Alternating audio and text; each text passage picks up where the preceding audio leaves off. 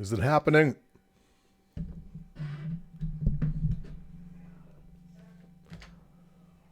Oh, it's not happening.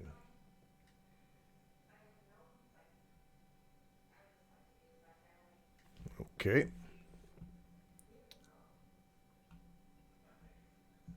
Check 1, 2.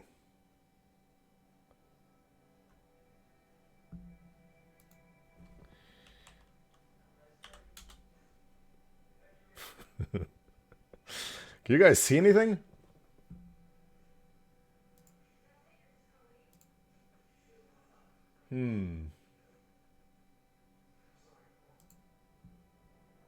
Oh shit, it is on.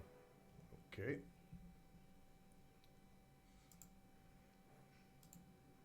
All right.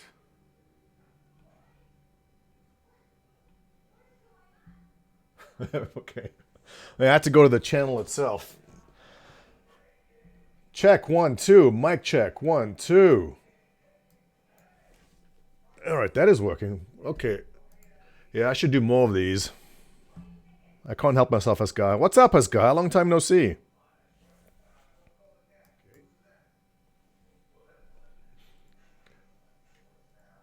The happening. Okay, and text is working, right? All right. I had to go to the channel itself. Check 1, 2. Mic check 1, 2. Okay. All right, that is working. So, gentlemen, long time no see. How is everyone doing? I can't help myself, Asgar. What's up?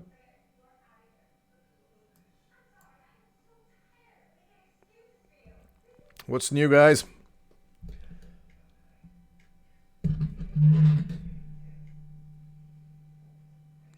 Ah, yes. Congratulations on winning the Arrow commercial, Asgar.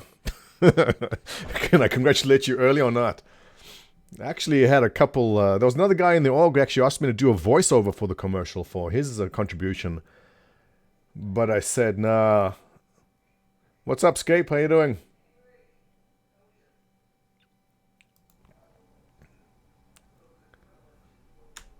Gentlemen, we are live streaming. You're in chat, by the way. I'm on the YouTube channel.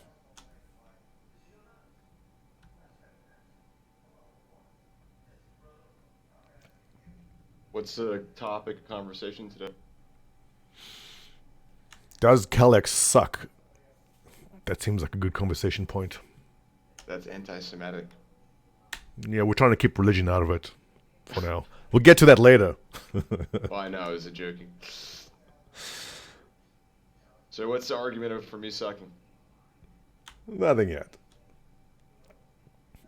That'd actually be a good talking point. Each person in test has an evaluation.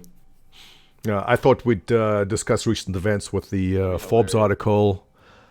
E3 coming up. I was surprised to hear that Anthem is actually going to be showing up. And also Netflix is going to be showing up with something gaming related. So I'm curious to know if that might be them possibly releasing some kind of streaming platform. Would be interesting. Netflix would benefit greatly from getting the streaming, game streaming area. What's up, David? Director Gunner. How's your Wednesday, Montoya? So far, so good. I must say the amount of hate mail from my recent Forbes videos has not been too bad, actually. Been less threats than usual.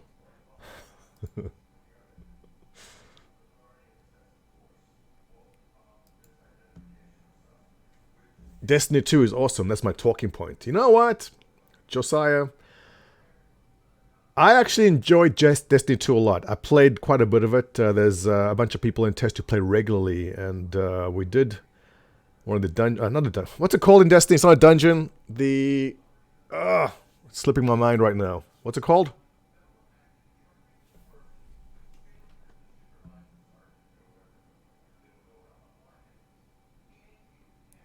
Nah, there's nothing much to watch. The game channel. Nothing much to see. Although we just, I don't stream enough, so I set up my camera, and I couldn't get it to actually work. But while I was wondering if it's working, I actually started streaming. So I guess we're going there. But maybe, hey, we'll talk about the Tumble Ranger. I want to go over the Forbes article, what happened there. There's been some good debate.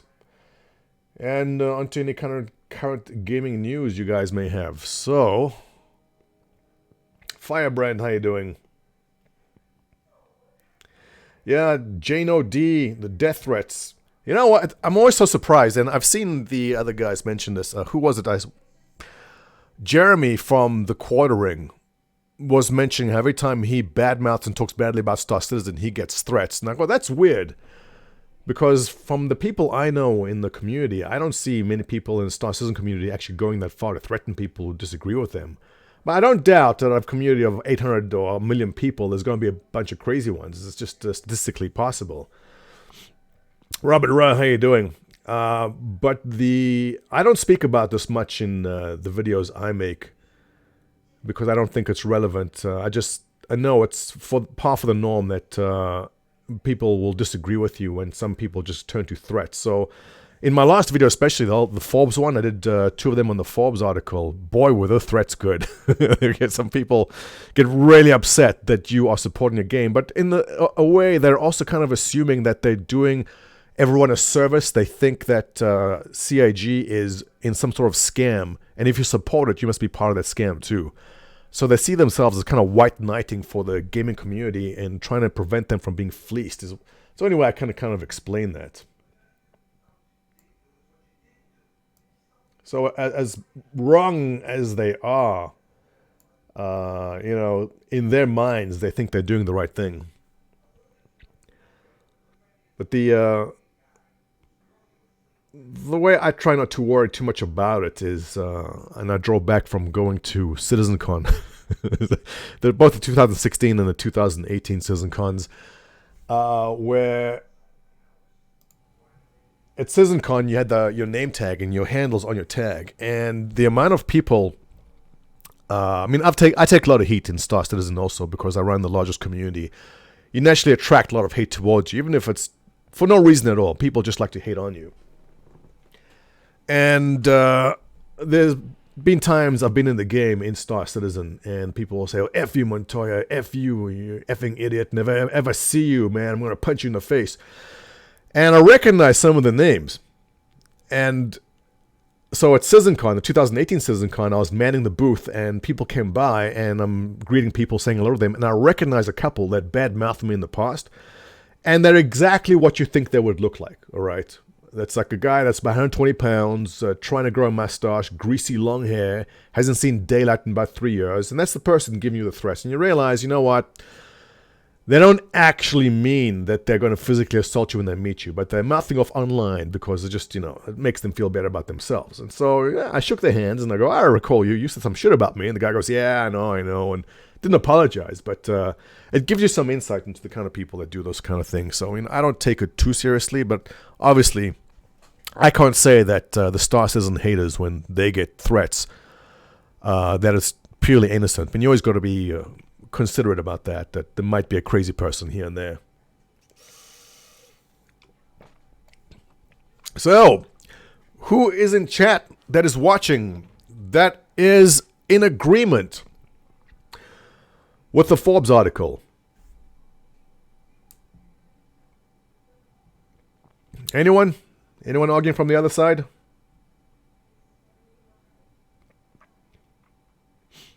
Now's your time.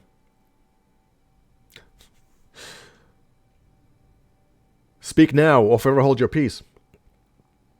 Firebrand, there's a lot of pseudo alpha males out there that feel they have to threaten. It happens. It happens on both. There's good people on both sides. Yeah, Firebrand, one person's good guy is another person's bad guy, right? A lot of the gaming community that wants Star Citizen to fail are not my biggest fans, we can say. And that's fine. Narp. The choking part, yes.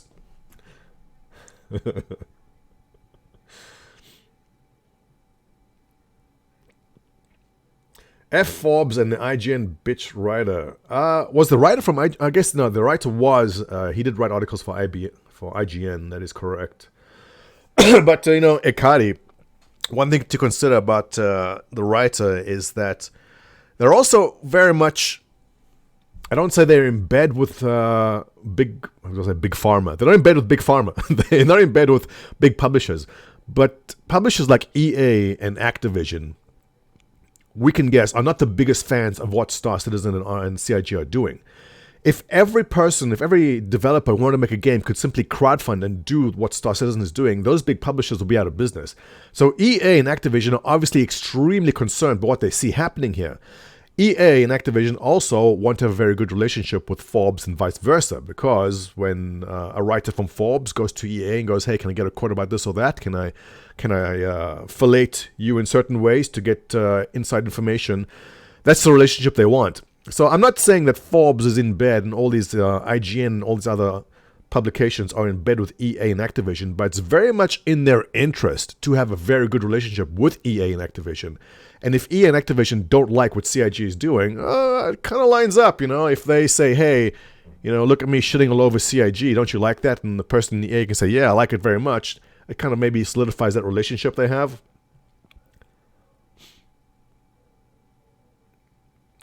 When Star Citizen's going to release a massive success, I'm going to troll the haters. Yeah, Firebrand, you know what's going to happen with every single one of those haters. They're going to flop. They flip-flop.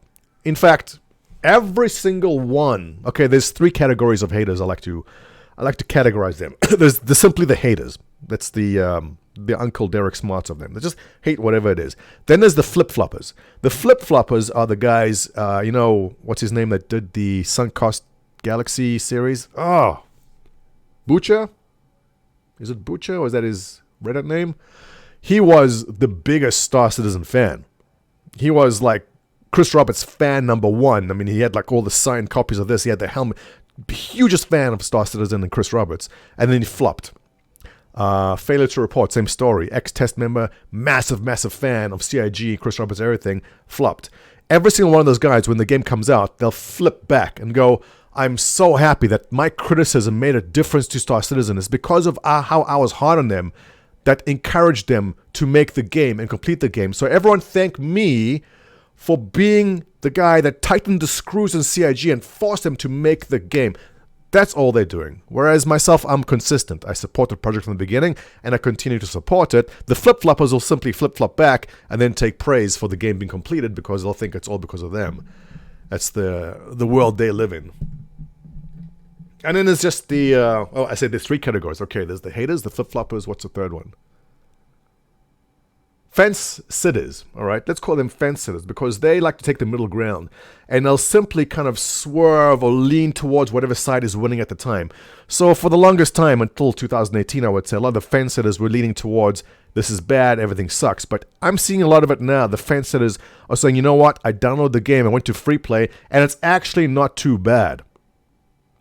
So I'm seeing more of the fence sitters leaning more in towards Star Citizen in recent months. I mean, let's not joke about it. 2012 to 2016 was terrible. It was really bad. FTR is so damn condescending, it's beyond belief. Yeah, listen. I know I've said bad things about failure in the past, but if you look down to it, he's essentially like a jaded girlfriend, maybe. He was in a relationship, but the relationship was with CIG and Chris Roberts and Star Citizen. Massive fan. He really, really wants to see this game made. He's really into it. And then things happen. He flopped over to become a very harsh critic of it, but nobody plays more Star Citizen than these haters. Whether it's the Butcher guy or whether it's Failure or whoever it is that's being one of the haters these days. These guys play more Star Citizen than anyone in this room right now. And they can't stop playing it. Quiet stream, Montoya. Yeah, I'm not doing push to talk. You actually have to watch the channel to see what I'm saying. So every time, that's why I can't come down too hard on these guys, because I know when the game comes out. And look, I'm very confident. If you had to ask where I am on this game completing, well, specifically Squadron 42, from what I'm seeing, it's on track. 2020 beta, yes. Can we expect a persistent universe by 2021 or later? I'm at 70-30. I'm saying 70% yes, it will be there. If you tell me it's 2022 or maybe 2023, I'm leaning more towards 85 to 90% convinced it'll be out by then in a very playable rate. But the thing is that all of these haters, they will 100% be spending thousands and thousands of hours playing this game. That's where they are. And so for that, can you be angry at them? And I'm calling it now. I'm calling it. They're going to flip right back and go, it's done. Everyone thank me for making CIG complete the game. That's exactly what they'll do. Hey guys, just joining. Welcome to the stream. We're also in Discord if you want to voice chat.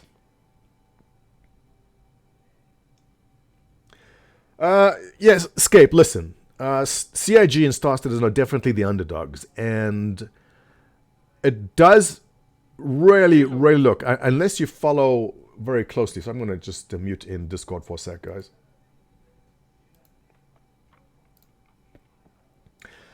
And it's definitely not... We're not arguing from a position of strength right now in Star Citizen. Definitely not now. Once Squadron 42 comes out, we'll be in a much better position. If I was completely separated, nothing to do with Star Citizen at all, and I just discovered it today, and I read the Forbes article, and then I watched someone like Board Game, or even watched someone like myself, I'd still be like, yeah, I actually got to see something before I actually believe it. And a lot of the fence sitters the same way. Like, yeah, I can believe what Forbes saying is true. I can also believe what someone like Board Gamer or Montoya says is true. But I'd rather, the safe thing to do is just sit and wait and see what happens. So from a completely disassociated point of view, I would say that definitely the people who are against Star Citizen have the upper hand because we still have to prove. We made promises, and Chris Roberts made promises. Look, this is going to happen here, and Squadron 42 there. Where is it? Well, they're right. Where is it? Now, based upon what we see, if you follow this project very, very closely, and you're seeing the progress every quarter, and you're following the roadmap, and you're seeing what they're saying, and you watch the videos and around the verse and all that, you have your finger on the pulse of what's happening. And you can say, all right, based upon the information I have, I feel comfortable that this is going to happen. But how many people... Listen, I don't even watch Around the Verse anymore. Which is... I used to, but I'll catch the short summaries of it from... Oh, crap, I forget all the guy's name now. Who's the no bullshit version. I'll catch a condensed version of it. Because if I didn't, I'd be pretty much in the same area as the fence sitter. Say, fine, I can't believe it's going to happen. I'm going to wait and see if it actually happens. So, yeah, it does seem bad for us backers that defend it. We're not defending it from a position of strength. We are the underdogs. We are taking the difficult position. It'll be much easier for me, and I would get massive, massive hits on my YouTube channel if I said, I don't trust CIG.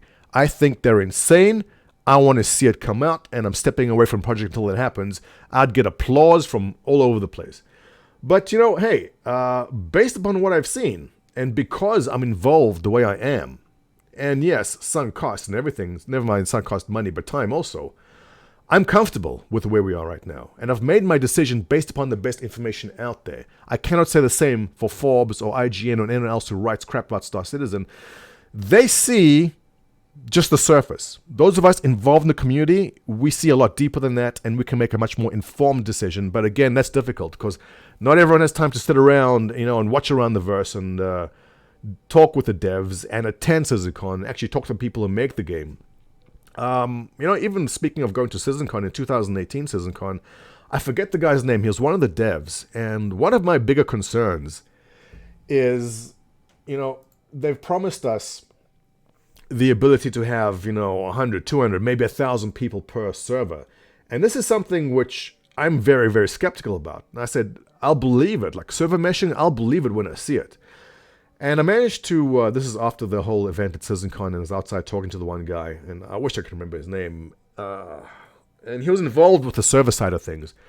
And I asked him, they've said 1,000 people, is this doable? And he said, at this moment in time, in theory, there are ways we can do it, and there's shortcuts we can take to make it possible. And I said, what can you do? Like, how can you possibly get 1,000 people into a server together? And he explained, what their plans are, but he also said at this very moment in time, it's just overly expensive to do. But at the rate technology is going, it will be doable. Just not, in 2012, absolutely not. In 2014, we couldn't talk about it. Come 2019, 2020, look how cheap technology is getting. Where SSDs were so damn expensive, now whoever's buying a computer now going forward is not buying the old-fashioned disk drive. They're buying SSDs. So the same with the servers. They need to basically put out this kind of bandwidth. It's not out there right now, but also one of the biggest factors is the speed that you can transmit back and forth. Now, if everyone had top-of-the-end computers and fiber optics to the house, we'd be in great shape. We'd be able to get 1,000 people. But at the moment, it's a challenge. And like I said, that's one of the things. If 1,000 people per server, I don't believe it. But I also didn't believe object container streaming would make my 970 get me 40, 50 FPS. So, hey, if they can make something happen, they might, but let's see. Have I seen dual universe meshing? David, yes. I played the alpha of dual universe. Was it an alpha? Was it dual universe, I'm thinking? I've definitely seen the YouTube videos where they talk about the meshing technology. Is that the one where you see all the AIs? They put like 1,000 AIs into one space and all the AIs walking around? If that's the one you're referring to, yes, I have seen it. Correct. If you're playing SC, you need an SSD. This is one of the comments I had in one of the critiques, people saying that the Star Citizen runs like crap. And I asked, okay, well, it all depends on your build. And I said how I'm running a 970. I've held off on upgrading because I want to wait as long as possible. The current gen, like the 2080 Ti, I think is nice. But I'm willing to wait a bit longer and pick up whatever else comes next. But the point was that, and the analogy I make, is when Crysis came out, everyone knows the meme, will it run Crysis? Because when Crysis came out, none of us, unless you were some freaking millionaire, could afford any kind of equipment to run Crysis. We just couldn't.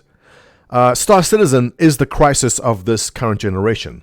Will it run Star Citizen is what people will say. And at the moment, yeah, look, I can't say that 40, 50 frames is great. Compared to getting 120 frames on other games, it's not. But it's playable, and it's a lot better than it was before. But the next upgrade I get, if it's the 2080 Ti with 32 gigs of DDR4 and the NVMe drive, yeah, I'll be getting the 80 to 90 frames. It's just that the current level of technology needs to catch up with what Star Citizen is doing. And that's part of what you get when you create games to push the boundaries. Today's Star Citizen would never run on 2012 technology.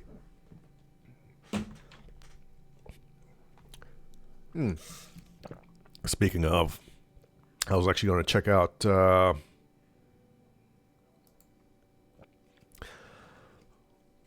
what people are getting here. Yeah, right. So here's something cool. Display outlying data. I was looking at this the other day. And there was some guy like way out here. I don't know what he's running. So let's see. What's this guy getting here? He's running an i5 with a 2080, getting 71 frames average. That is not bad at all. Probably overclocked. Probably very good RAM. What are you getting? A 1080 Ti, 65. What are you getting? i9 with a 2080 Ti, getting 54. That's surprisingly bad. He might be running on extremely high settings. Most likely this guy doesn't have a good rig, but that is a weird number to have. Something wrong with what he's doing there. Where is Montoya from originally? South Africa. From South Africa, I lived in Canada for many years and suffered under the socialism of Canada. But then I came to North Carolina, so I'm a southerner now. When people ask where I'm from, I usually go to the south. And they go, oh, really? Like, what, are you talking like Georgia? And I go, no, like really far south, like South Africa south.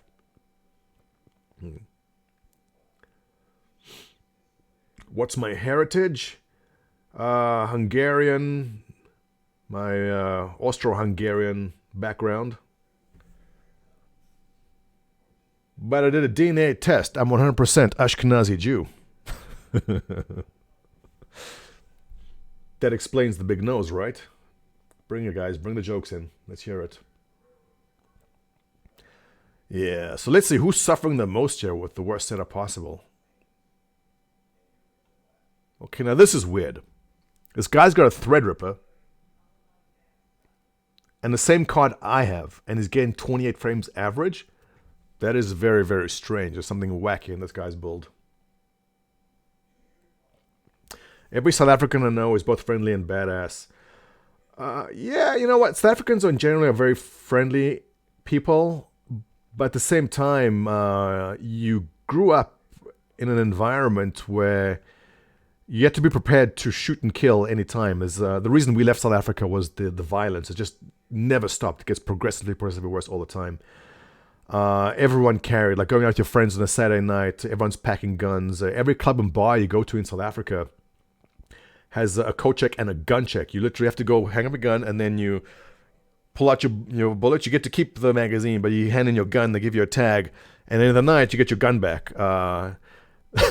So, yeah, I guess it's not really funny. There's so many stories about when you leave a nightclub and there's people drunk, people getting shot, people getting shot by accident, by guns discharging by accident. It was just a big mess. But South Africa is a beautiful country. I hope it does manage to turn around eventually. There's people I know still live there, which is okay. They do very well for themselves, but you live in a state of constant fear. And it's too bad. It's such a beautiful country that I hope one day they can straighten out. I'd love to take my kids to go visit. Sorry, Nick the Grizzly, what's your question? Use the wrong account to send that, but what's up? I missed your question there, Nick Grizzly. Can you repeat that? How hard to get residence in the U.S.? My parents are U.S. Citizens, Iloons. My father came down here about 15 years ago, became a citizen, and he sponsored me. Now, if you live in Canada, it's a bit easier. The wait was only about 7 or 8 years. That's a couple of $1,000 in fees you pay. But when a parent sponsors you, then your parent is already a citizen. It's a lot easier. Firebrand says he has family in Pretoria. Oh, okay. Pretoria is a beautiful city. Zimbabwe. Things are getting better. Oh, I'm happy to hear that, Firebrand. That is great. So kind of like the U.S.? No, Robert, you say the U.S. is bad? This is a funny thing. Coming to the U.S., especially from another country like South Africa, and when I first came, this is when I get you. I think it was one of Obama's final term, and talking with some conservative friends, they were saying how bad everything is in America. They go, "Oh, America's so bad, everything's falling apart." And I was like, "Wow, what's so bad here?" And he goes, "Just as so bad." I go, "Dude, if you think it's bad in the States, you haven't lived in other countries." I said to him, "I went to the gas station, I filled up gas in my car for half the price what I would pay in another country I came from. I went to the grocery store and I bought chicken, a huge thing of chicken for $9. And then I bought a steak and beer, and everything came out to under $20. It's so amazingly cheap in the States, in some places in the States.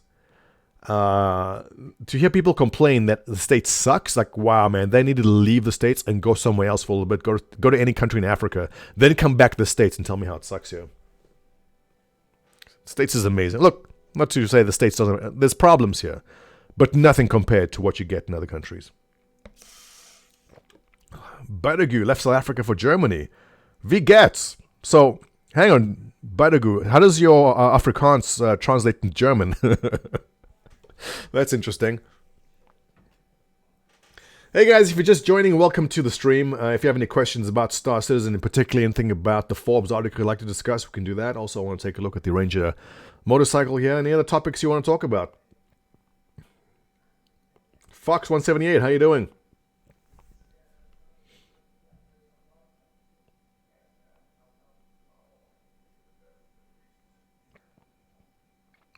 So what games are coming out? $20 to fill up a shopping cart. Hey, pipe burner. In some places, $20 still fills up a shopping cart. If you know how to use coupons. That's another thing which I found.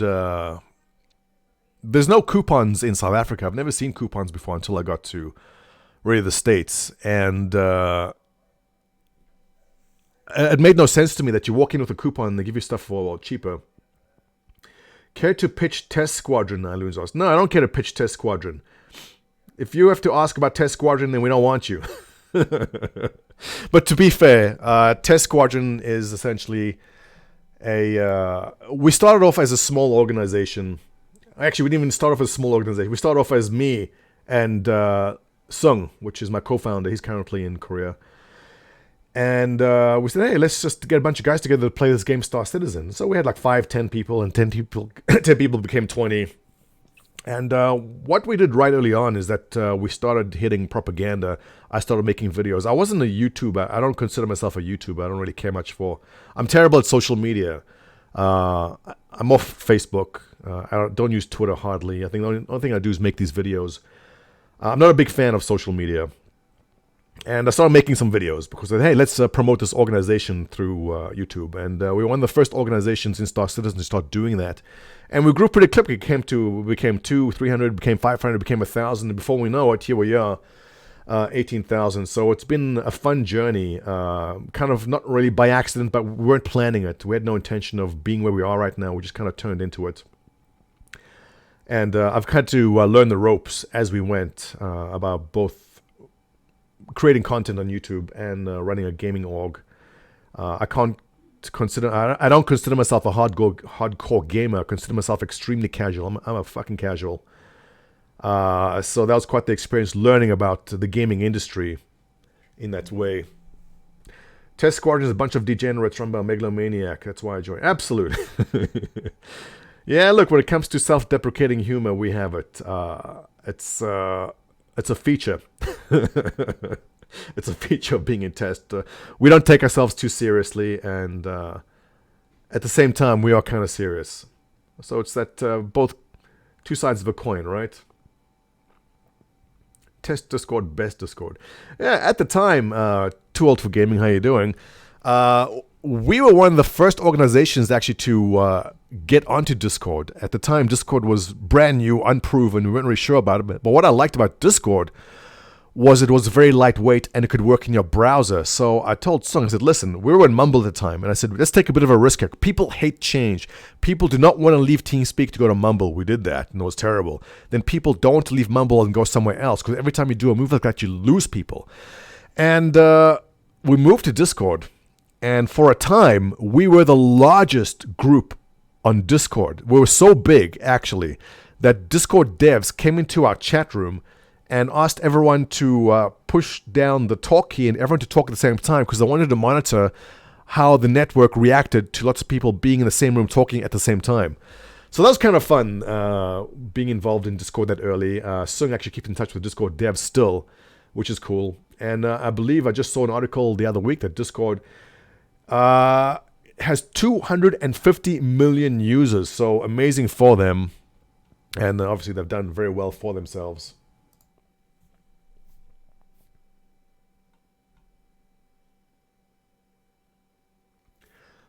Which bike should I buy and why is it all three? Asks Tool Game. I don't know. You know what? I'm still staring at this. I haven't actually pulled the trigger on any of them. Racing is cool. I mean, that's like the Akira bike. But then again, running cargo between two bases would require the Tumble Ranger. But then the Ranger TR with the guns is like Batman's bike. So shit, I don't know. I haven't, I've got until the 10th, right? Nick the Grizzly says, Test was the org I joined when I started playing Star Citizen. It was before I found you randomly on YouTube. No shit. Cool, I'm in this org. Hang on, Nick the Grizzly, how the hell did you land on Test? And even though we tell you when you sign up to go to the YouTube channel, you don't know about that. Holy shit, you're terrible. So, a perfect example of a member, yes. Robert Ra, I joined Test because of Roy's Blood at the Sun. Yeah, the Blood at the Sun campaign worked out very well. That was actually us celebrating our 300th member. When we celebrated member 300, I made a Blood to Sun reference referring to the movie 300. And instead of arrows, blood in the sun, I put Aurora's Blood to Sun. And it kind of caught on. So that was cool that from member 300 onwards, that Blot the Sun meme kind of grew with us.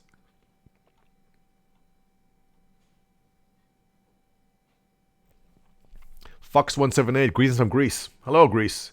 Malacca. A big hello to all the Malaccas in chat. I'm doing great work covering Star Citizen news recently. Oh, thank you, Fox. I appreciate that. Phantom of Truth says you can't get into the voice channel. Phantom, if you're in our Discord, you're in our voice channel. It's impossible not to get in it.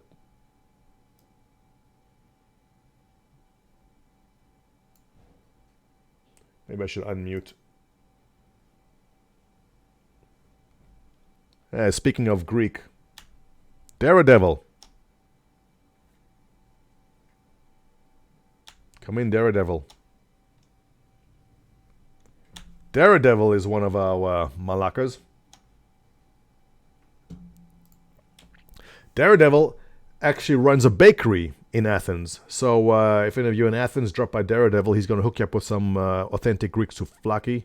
Wait, that's not a bakery. What am I thinking of? Baklava. He's going to give you some authentic baklava. Daredevil, great guy.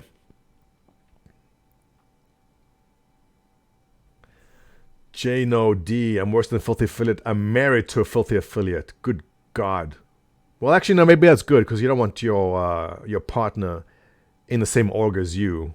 I think some space is important, right?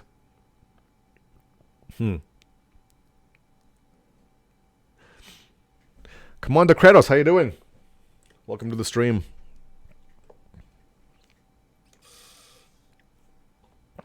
Firebrand asks if there'll be a pirate side of Test Squadron. Originally, we were just supposed to be a pirate type org to begin with.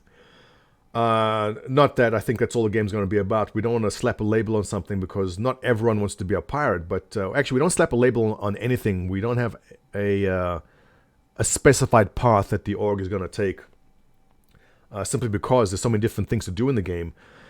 But yes, there is a pirate side of it. If you drop by our forums, there's a professions section, and there is a pirate section of that, completely with its own logo and everything. So pirates, mining, mercenary, bounty hunters, ambulance, transport, logistics, grifter. Yeah, there's a bit of everything. And no matter what profession you try to choose in the game, there'll be lots of people who want to do it too. So we can't specifically place a label on ourselves of what exactly we'll do because there's no way to do it. We'll just do everything.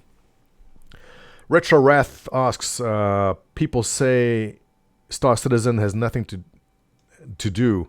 Why do we keep making gameplay videos doing nothing? Retro, they're not wrong. There's very few game loops in Star Citizen. I mean, there's a couple of bounty missions. There's missions to mercenary missions, there's delivery missions, but there isn't enough. There isn't like a storyline. Only when Squadron 42 comes out will we be able to get that done. So they're not wrong. There isn't much to do. You have to make your own fun in the game. So you can't really, it's difficult to argue against that because you can go make your fun in any game with friends. Star Citizen is just in a position right now where you do actually need to do that. Cyberwolf. Comments of Sandy bringing up the belt had me dying. I know. Yeah, it's going to be awkward when I bump into Sandy again at some event. And she's going to be, well, I don't know. I think Sandy likes me. How can she not? She always gives me a wink. You know, when she winks in the camera, it's me she's winking at. It's not you guys. Shiner! What's up? Hey, Montoya, I don't know if you addressed this. In the world of flying motorcycles, how can a ground vehicle compete? Shiner, great question. What we've theory crafted, because it's what we do so much, right? The story is that I believe, much like the rovers versus flying vehicles, I think that the motorcycles will have better traction. So when it comes to turns, motorcycles will be better. When it comes to top end, I think the Nux will be better. That's the way I see it doing. Also, there might be situations in the game where flight is impossible. There could be some sort of fancy electromagnetic field that interferes with the anti-gravity plates on some doodad, so you can't actually take the Nux. You'll need a ground vehicle. That's a possibility, so you'll have to have one. Not that I'm saying you have to buy one, but they may make reasons in the game our ground vehicles will be superior. If they don't, then I see no point. That's why I haven't actually bought one of these. I have the Nox. Actually, I like the Nox. I like everything about it better than these vehicles, which is why I have not bought one. But one reason, I don't know. Well, obviously, I think better traction on corners. The Nox slides when you turn. I think the motorcycles will stick the turns much better. Just my theory crafting. Pirates are miners with different methods. Yeah. Well, you see, you find the miners, and instead of you mining the rocks, you just go take the rocks from people mining, right? Yeah. Pirate Test Org, the black sheep of the black sheeps.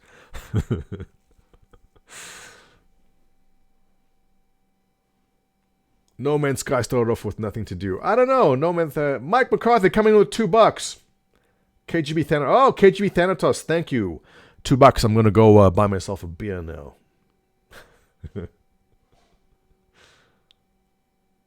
That's actually the first donation I think I've received on YouTube. How does it... Does it show up somewhere else? Do I see where that goes? Do I see a list of people that have... Viewer activity. Okay, I see it now. Yeah, I've never actually used these tools. All right, I have 92 concurrent viewers. Hey guys, how you doing? 292 playbacks. And if I click on viewer activity, it shows you who gave you money. All right, I'm doing good, the streaming thing. I'm killing it. Totally killing it. Thank you for the $2, Mike. Appreciated. Pipe burner. I'm a little grumpy with Star Citizen. I filled up my ship with cargo and then I was kicked out, lost my cargo, all my money. Yeah, shit. Listen, Pipe burner. This game is... Look, we don't have to skirt around the issue. This game is in a bad state. It is not as polished as a lot of people would like it to be. The worst thing is if you are a streamer or someone who doesn't really know the ins and outs of Star Citizen and you try stream it, you're going to have a rough time. The streamers like Captain Richard and Shiner and those people who've been playing Star Citizen for a long time... what's his name? Rexzilla does a great job. He knows limitations. He knows where the problems could be in the game and he avoids them. But if you go watch a streamer who doesn't know anything about Star Citizen, try play it, it is rough. I can't bear to watch it. It's really rough because it's not a game you can jump into and not know what to do. I've watched a guy stand at the front door not knowing how to open the door, not knowing you have to push F to get out. He's like, what am I doing? How's the door open? He's mashing keys. He's pressing escape. He goes to options. He couldn't figure it out. And in the meantime, in chat, people are pressing F. And he's assuming they're pressing F because he's failing, but they're pressing F because they're telling him to push F to open the door. And it's rough. It's just very rough for people who don't know much about Star Citizen to watch. Recent critique I watched in a video, I forget who it was saying, why is there no tutorial? Again, people saying, this sucks, there's no tutorial, but the reason there's no tutorial is because the game keeps changing every patch, and what we do today with button F might be different in the next patch. It's difficult, and this is alpha. A lot of people just don't like what they see in alpha, and I always say, we are seeing how the sausage is being made. And a lot of people don't like the way the sausage is being made. They don't like seeing it being made. They love eating the sausage, but they don't like watching how it's being made. Oscar, how you doing? Thanks, I appreciate that. Bannerlord or Star Citizen? I think Bannerlord will be a superior game. Star Citizen is shit, according to Forbes. It's more polished than Anthem. Oh, God, yeah, don't bring up Anthem. Actually, what was the... what's the recent stuff on Anthem? I always go to Reddit for my news. Anthem game? Is that the... Nope. Anthem the game? Is that it? Yeah. This is so rough. I feel bad for Anthem. You know, it was really going to be good.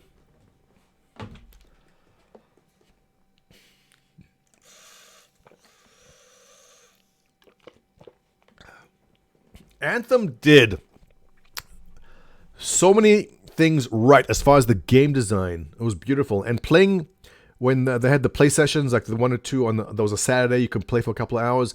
The gameplay itself, when the short sessions were great. They were fun. And the problems only really came out once you started progressing and you realized, hey, Garen, what's up? Hola, amigo. The problem with Anthem only really started appearing once you're playing the game, and the earliest signs of it were the vault missions, where you're playing along, everything's moving great, suddenly you hit this wall that you have to do all the shit to get to the next level, and people started scratching their heads. And I realized this also, and I said, damn, like they're really trying to stretch out this content. But only once you got to end game was it glaringly obvious that there were really, really big problems with Anthem. And it's so sad because it really could have been something amazing. Now, I'm really interested in following up on Anthem and seeing if they can rescue it, because it was supposed to be a 10-year project by EA and BioWare.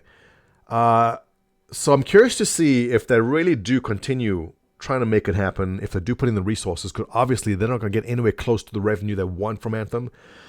And if a skeleton crew working on it can still make it happen, I'll be very surprised. I'm still rooting for it. I really want to see the problems fixed. I haven't played for a very long time. I logged in the other day to see the new Stronghold, and it's interesting. It's beautiful. I like the design. It was very pretty. But again, until they actually fix the problems, I don't see myself coming back unless they make some very big changes to it. But the problem with Anthem, and I'll ask you guys in chat too, is the game as a service model has me scratching my head. The Occupum saying Anthem did an Arrival. Close, it was dead just after Arrival. Arrival was kind of okay because there was always the possibility of them fixing the problems in them as they were patching. And the biggest single issue everyone bitched about was the loot. And the loot is the one single thing they have not changed or fixed. Now, loading screens, fixed. Having to go back to Fort Tarsus, change your weapons, fixed. A lot of quality of life fixes are in. But the biggest problem in the progression part of it, not fixed.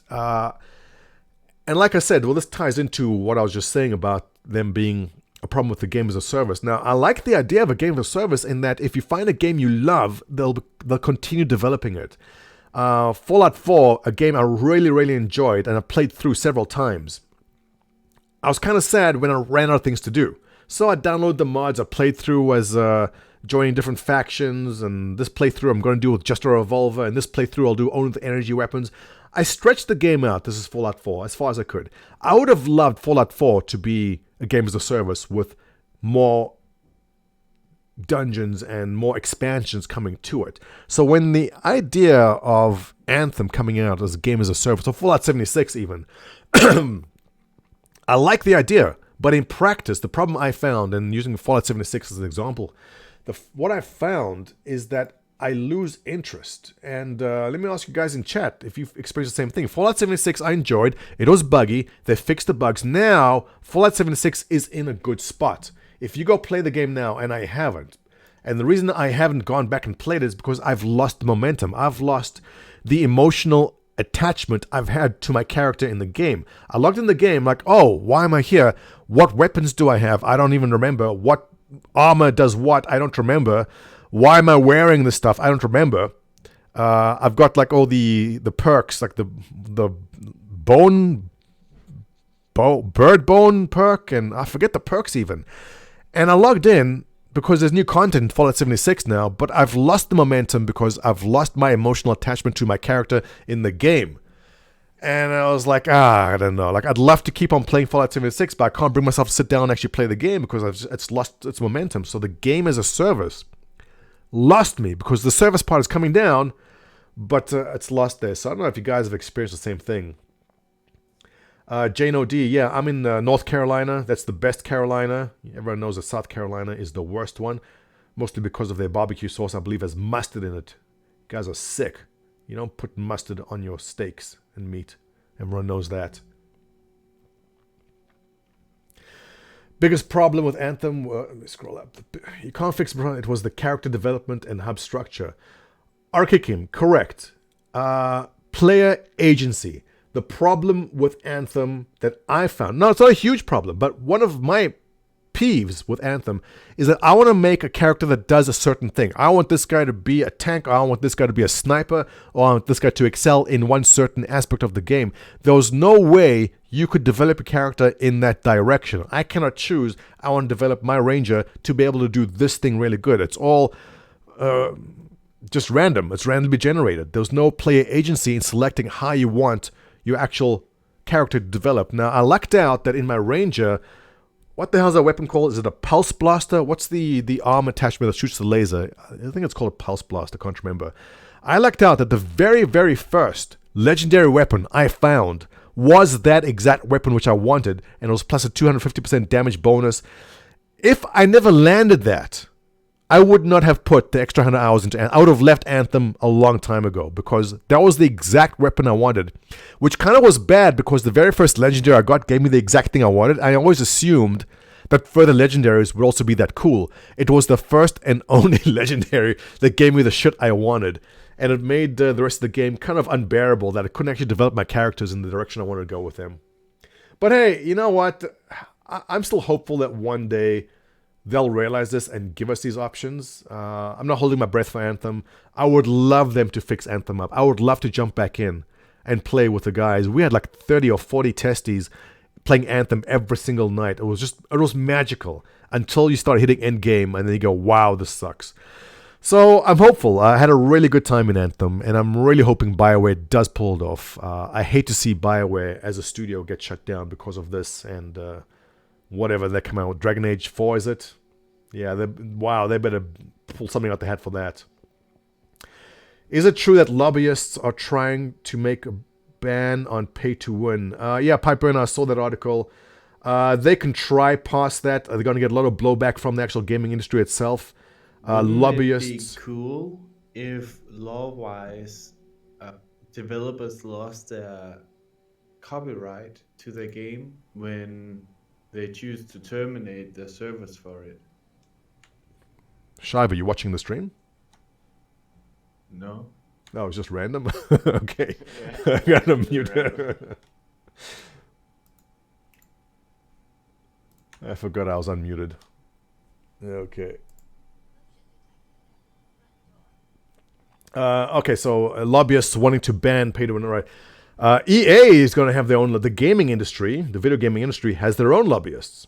And they're going to send someone to Capitol Hill and say, hey, yeah, this bill you're trying to pass to ban this shit, here's a briefcase of money, how about no?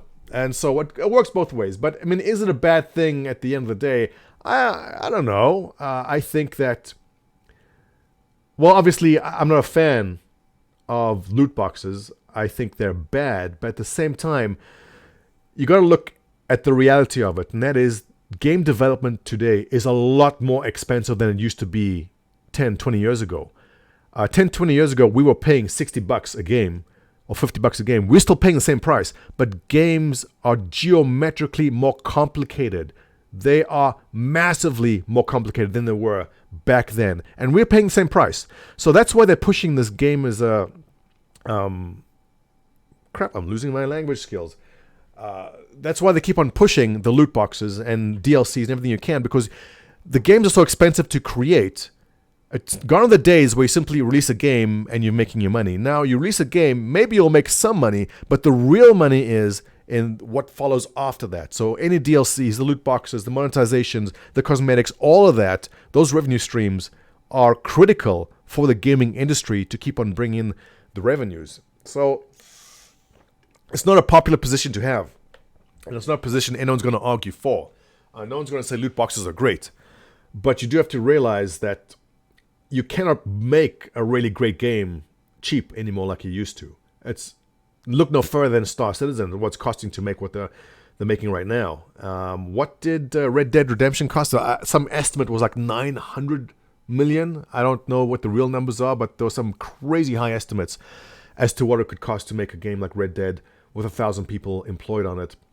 And they need to make, they need to keep on bringing revenue streams in from a game. Like, the days of releasing a game and then calling it quits are done. Like, they want to release a game and keep the revenue streams coming. And if it's not done through loot boxes, is cosmetics, I'm fine with cosmetics. I have no problem with cosmetics at all. But will they ban it? I doubt it. I'd be very surprised if they're able to ban it, and I don't want government making decisions in that. I think it's a bit of government overreach, but at the same time, I don't approve any kind of gambling kind of mechanics in that. I know Europe is a lot stricter, so hey, maybe not.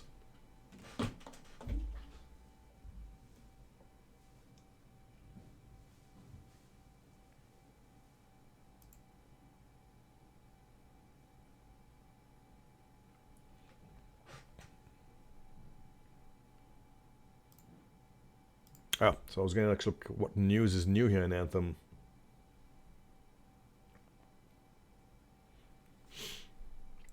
Cost of marketing. Yeah, Retro Wrath, you are correct. What game was it?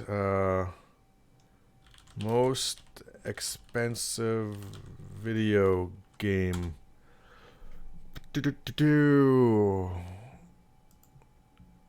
Was this it? Okay. Which game was it? And their marketing budget? Call of Duty Modern Warfare 2. Yeah, check this out, alright. People underestimate what it costs to market a game.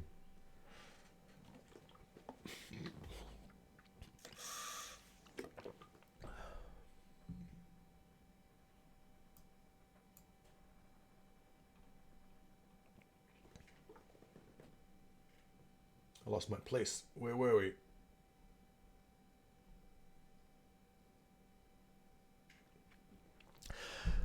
This kind of ties into a lot of what Star Citizen was doing also. And here's the thing.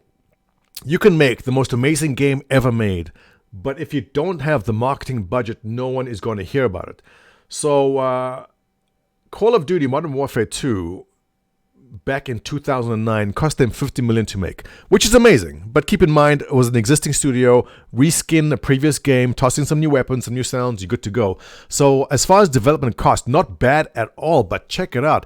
They had to put out $200 million just to market the game. Because if they didn't do this, who the hell's going to buy it? Like, word of mouth isn't good enough alone. And you get to GTA 5.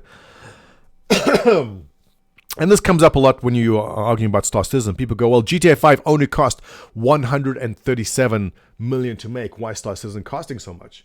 Well, the thing is that GTA, Rockstar, had an existing studio. They had existing employees, an existing engine to work with, they had everything already in-house. It was not an easy game to make. 1,000 employees working on it. From day one, they had 1,000 employees working on it. So that's why they managed to spit it out so fast. CIG did not have that benefit at all. They had to create the studio from scratch and hire people.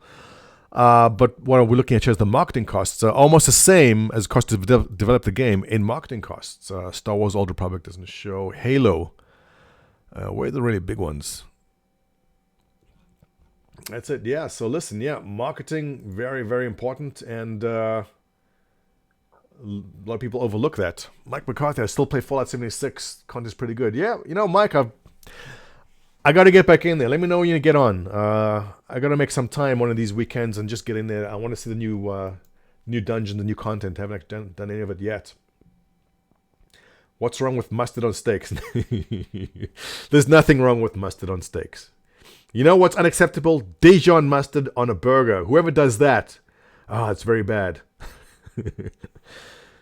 Pro tip, if you ever get into politics, don't ever wear a tan suit and order Dijon mustard on a burger. Just a tip. Maurice barbecue sauce. Barbecue is king in SA. Yeah, I'm joking about South Carolina. It's really, I love the Piggly Wiggly. And boiled peanuts. Delicious. And with Anthem, it died right when the storyline ended. Went to Rating Quest. And yeah, true. That's the thing about games or service is that they're not going to put out much content on the launch. Which is one of the bad parts of a game as a service, in that they'll put out the minimum amount of shit they can and then say, well, it's a game as a service, we can always expand going forward. Yeah, not a good thing. Gunnar says, actual BioWare devs left the shell of its former self, so personally I'm fine with the current build when we shut down. You know what, Gunnar? There's always an evolution in gaming industry. And keep in mind that companies, and especially gaming companies, they grow and evolve too. And the guys who were making the games in the 80s are not going to stick around forever. The guy who made the game in 1990 is not going to stick around. He's going on with his life. And there's always new people coming up. So I'm always hopeful that studios like BioWare do find younger talent that can come up and pick up the ball and replace the older talent that's leaving. That has to happen, because if the old glory days of gaming are behind us, because the old guys who made those games have moved on, I'm very, very concerned. We need the new blood coming up and making the new games. We need the new 25-year-old guy. We need that guy coming up, being the genius to create the next new amazing Halo or whatever is going to really blow our socks off. So I'm hopeful that BioWare does attract the talent to continue and run with the baton in that. And, I don't see BioWare fail. Like people saying, yeah, BioWare failed, they should be shut down. I don't care about them anymore. If BioWare shuts down, we all lose. If EA, people go, fuck EA, I hope EA dies. I hope I get demonetized for that. But if EA dies, they'll be good. No, it's not. EA is a necessary evil. Activision is a necessary evil. Without a publisher, a lot of these games will not make it. And if they go, we can just crowdfund, look at the crap that Star Citizen is going through. Star Citizen, well, Chris Roberts says, no, we don't want a publisher. Look at the criticism Star Citizen is getting because they said, we don't want to go through a publisher. It's not easy. So you're damned if you do, you're damned if you don't. You go fundraise, you crowdfund, you end up with a Star Citizen situation. And if you do go through a publisher like EA, you get, the game's crap, it's from EA. So there's no winning these days, unless of course you are Rockstar or if you are CD Projekt Red. But those are just two. How great would it be if we had 5, 6, 7 companies like Rockstar and CD Projekt Red? We would be drowning in amazing games. But the reason there aren't many of them is because it's just not easy. It's not easy to make a game and publish it and have the funds to do that. They need publishers like EA, unfortunately. Too Old for Gaming says, I was told games don't cost hundreds of millions. You're right, they don't. They all made for free. Everyone works for free.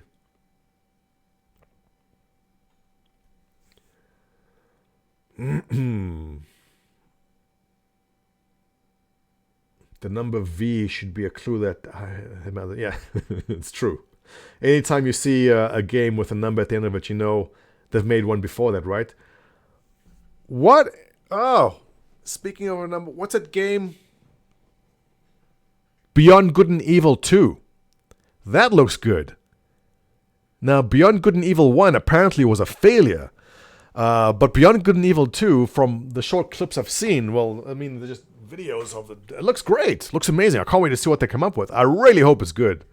Because they're making it look really good. I think they'll be showing more at E3.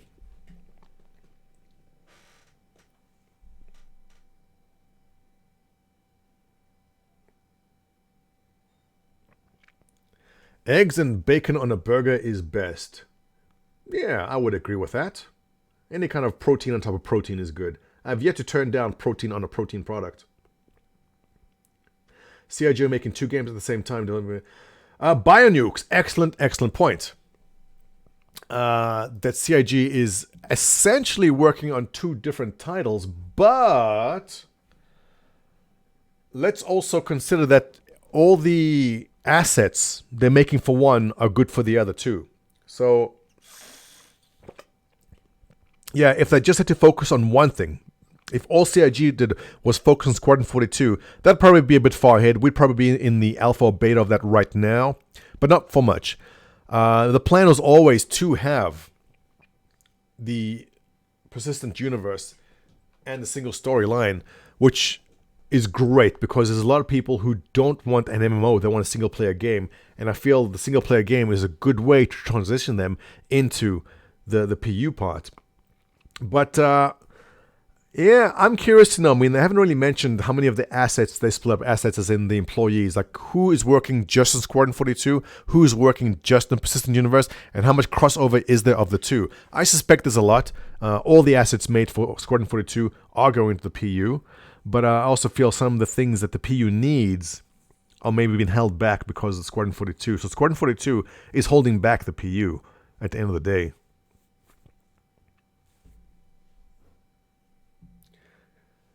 Curious if they made a deal with Amazon, they're allowed to sell their engine. Yeah, that is actually a question.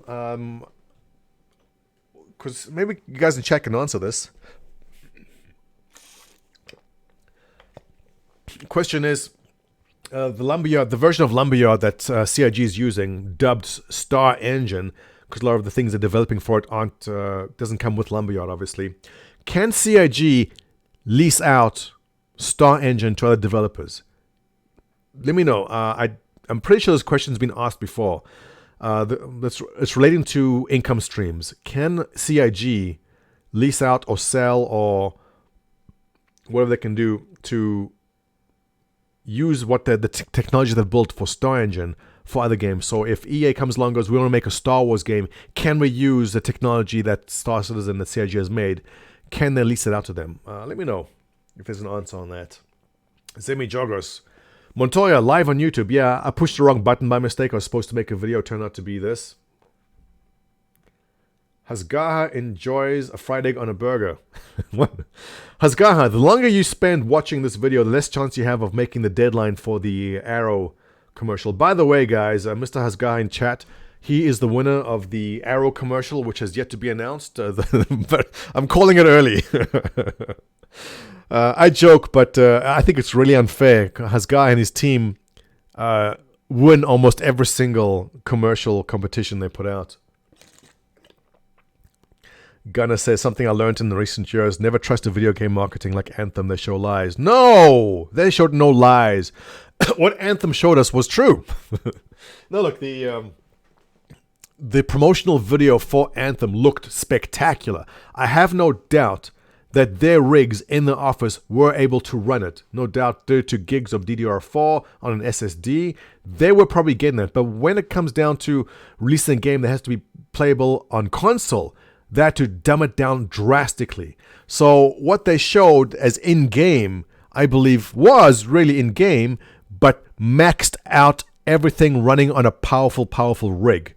What they gave us was close, but didn't look anything like what they showed us in the demo.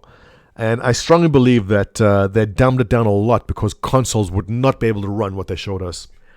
So I think a current gen of consoles is holding us back. One of the reasons why I enjoy backing Star Citizen is that it's not made for consoles. Screw the consoles. We're going to make something that's going to push PCs to the limits. There's no ways any console is running Star Citizen anytime soon. Well, maybe next gen. I'll take it back because, technology is moving pretty fast. Pineapple slice on a burger is amazing. Really? Well, if you go to Hawaii, actually a pineapple burger. I think McDonald's in Hawaii has an actual grilled piece of pineapple between two pieces of bread. Someone double check me on that. Calix reporting in. It's fake news, the liberal truth. Yeah, welcome, Calix. This is the progressive liberal gaming channel. That's all we do here. For those who don't know, Calix and I always get into politics. It's a fun discussion. People forget the game takes 7 years like Red Dead Redemption. No, retro, Red Dead Redemption. Red Dead was 8 years. So Star Citizen is on track. Yeah, people bitching, complaining Star Citizen's taking too long. Strongly disagree, it is not. Well, no, let me be fair. Star Citizen did screw up. They did waste, I believe, 2012 to 2015, I will say, was wasted. How much time? Remember, you guys were here for a long time. Remember the first iteration of the hangar system. Remember the hangars? There was like this kind of yellow fog, and by today's standard, it looks like utter crap. And when they released it, remember the helmet flip, and the guy sat in the Hornet, it was so amazing. All that took time and money to develop, and all of that was tossed out. The lighting, the design, every single piece of art that went into the first hangar module, all of it is gone. So 2012 to 2015, I would say, a lot of stuff, a lot of wrong turns made. And look, it's not, you can't forgive it, but at the same time, because they weren't an established studio, they made mistakes. They didn't know they'd be getting in this kind of money. If they knew that they would be pulling in millions of dollars every year, they would have hired the top guys right away. But they couldn't because they didn't know what the budget was. They didn't understand the kind of reaction us backers would give them. I strongly suspect that if CIG were to close $300 million in 2012, we'd be way into an amazing game right now. But the bottom line and truth of it is they started off with 12 people. And they had to hire talent, and they had to buy studios, and they had to buy property, and they had to move people in, and they had to have a studio here and a studio there, and they outsourced some stuff to third parties, and they messed up a lot in the early years. Star Citizen could have been finished by now if they were on track from day one, but it's impossible for a startup like CIG to be on track from day one because they just didn't have the means or resources to be there. Mismanagement of funds, definitely so. If they had $14-15 million or $30 million in the first 2 years, there's a lot better ways they could have spent it than outsourcing a lot of stuff. They should have hired the top talent right away. We could have been way ahead where we are. So, yeah, look, it's not... Star Citizen is not going to be done in 8 years. The PU, hey, it's going to be a 10-year... This is going to be the most expensive game and the longest development cycle of any game in history. That's what's going to happen here. Red Dead Redemption 2 single player is gorgeous. Online is shite. Carter, I have not... Well, I don't have a console, so I haven't played Red Dead. But yeah, it does look beautiful. I haven't seen anything about the online part of it. Too bad to hear. I think the online looks interesting. I'd be very excited to try that out if it ever comes to PC. Is Red Dead coming to PC? Anyone know? Let me know. Pipe Burner says, if they can give us Squadron 42, then our focus will be on that while they finish up Star Citizen. Yes, that is the goal. Beta, was it the beta for 2020? Let me pull that up. Roadmap. I got it. Squadron 42. Q1 2020 alpha optimization. Q2 2020 beta.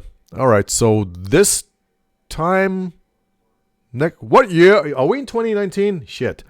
That's what happens when you get old. You lose track of time. Yeah, look. I'm really hopeful that we see something this year in CitizenCon. I'm curious to know why they moved the date from October to November. But hopefully... I'm out of order. Hopefully we see something important this year, CitizenCon, about Squadron 42. What we want to see is this is on track. Because if they can give us an alpha in Q1, I'll be very, very happy. If we have a beta to play this time next year, I'll be thrilled. I hope they stick to this. I'll be extremely, extremely disappointed if they can't make these dates.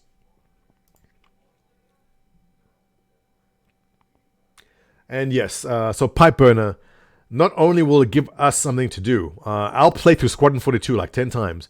And you know our good friend Failure to Report and Bucha and all those guys who should love Star Citizen, they will be spending 5,000 hours just playing Squadron 42 because that's how much they'll love it. So fingers crossed.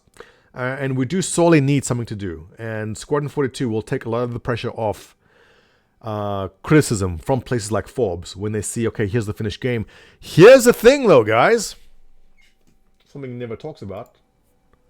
What? I have no doubt Squadron 42 will be beautiful. But what if the game is shit? What if it's just a lame storyline? And I know that they're probably working their hardest to make something happen here.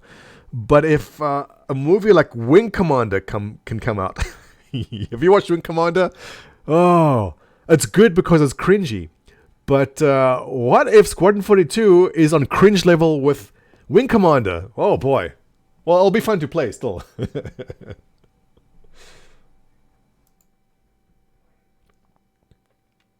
CIG's under Lumberyard. Yeah, Kevin Miles. Yes, they're under Lumberyard. The question is, can CIG outsource or rather lease out the assets they've created or the technology they've created, like the procedural generation, to other companies and make money off that?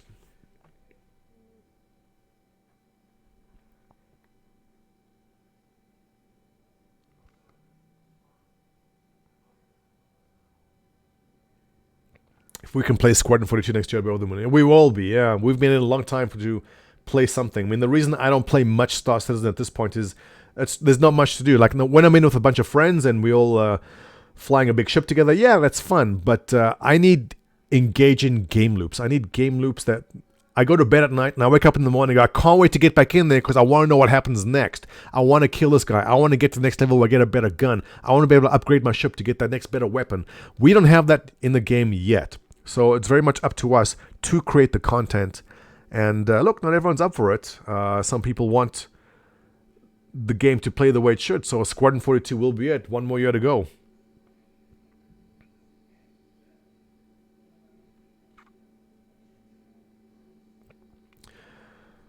Michael Nielsen says, CIG says many times beta will not be for backers but for QA. Yeah, that is right, Michael. You're correct. They're not going to get us in there. Hopefully, they'll let some of us get into QA. I don't know if it's going to be like Avocado, but what they want to do is really, they don't want spoilers. They want people going and playing the game and then spoiling it before it's released. So, yeah, you're probably right.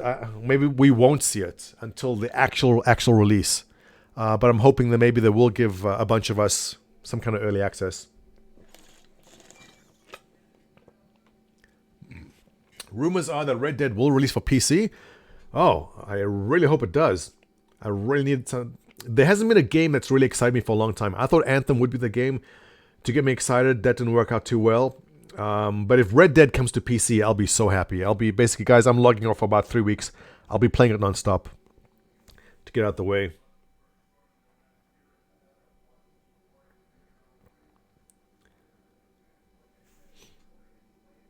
The movie or something when I forget.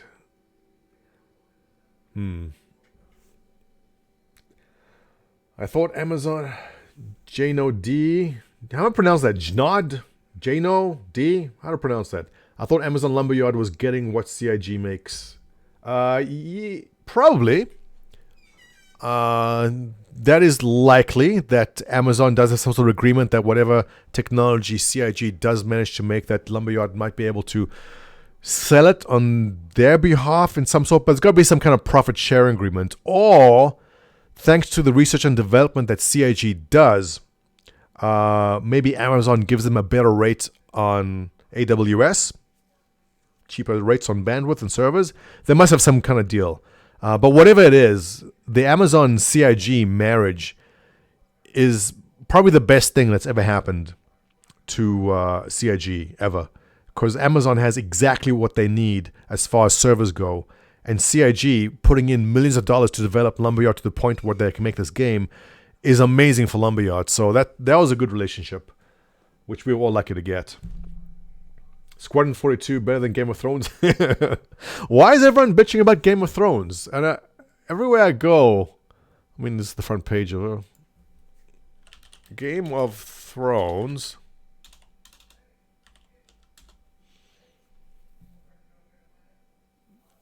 Game of Thrones subtle details, no. Well, everything I was reading were people complaining about it. And if you don't read any social media and you simply go watch it, there's nothing wrong with it.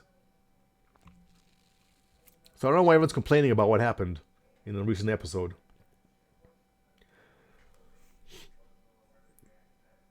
There's a lot of Battlestar Galactica influence. The game channel says there's a lot of Battlestar Galactica influence with the series, and I guess I feel like, yeah, totally. Well, actually, all of us had backed in early 2013. We were coming right off the run of Battlestar Galactica on TV, which was probably one of my favorite shows of all time. And we were excited to get into space battles like we saw in Battlestar Galactica. And that's happened. I mean, right now, we can pull out a bunch of hammerheads and have that kind of battle where you just see laser bolts flying across the sky. And they've pulled it off, and they've done an amazing job at it, definitely.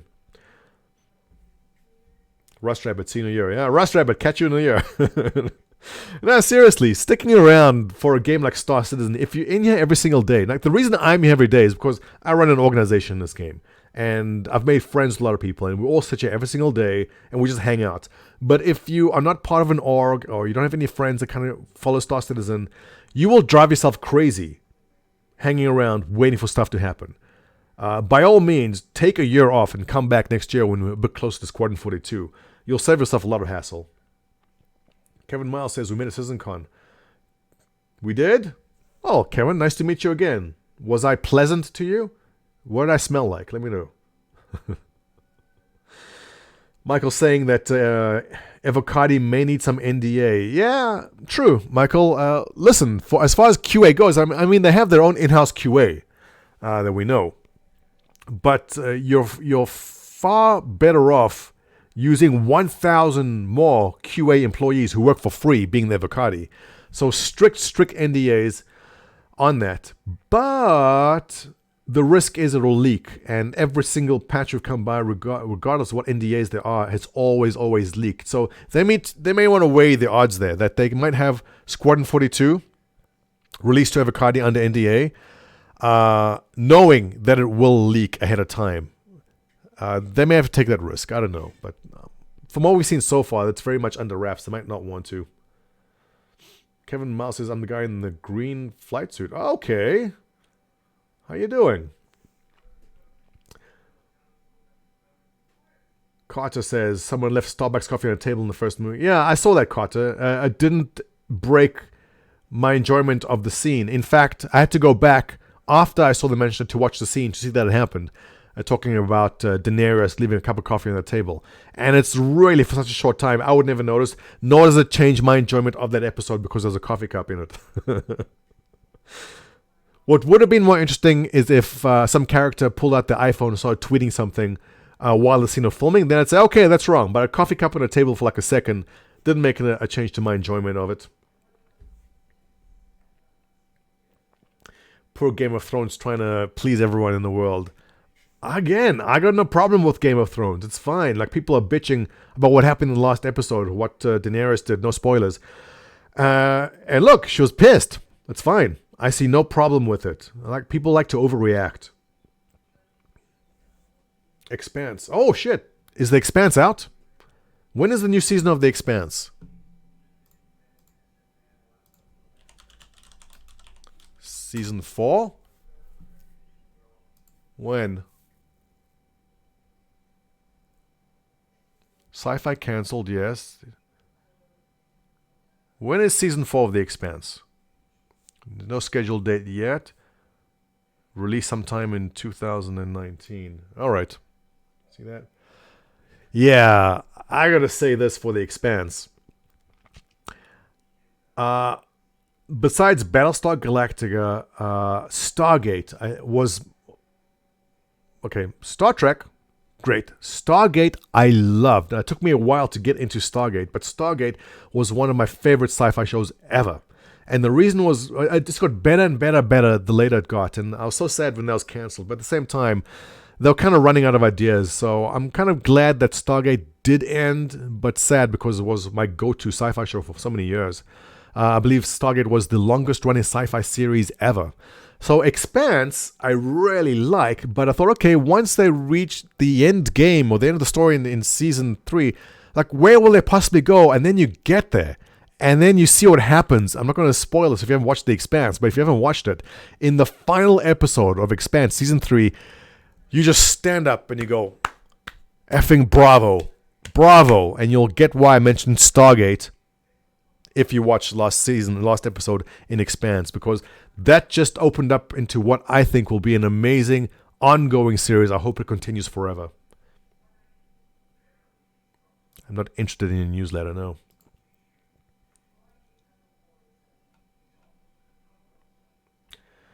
Okay, where am I? Garen. Oh, I've scrolled way too far.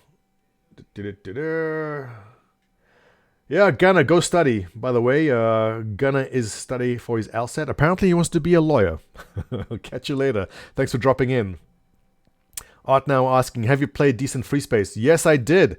What an amazing game that was. Although I was getting probably like 5 frames a second on my Apple IIe or whatever PC I had at the time.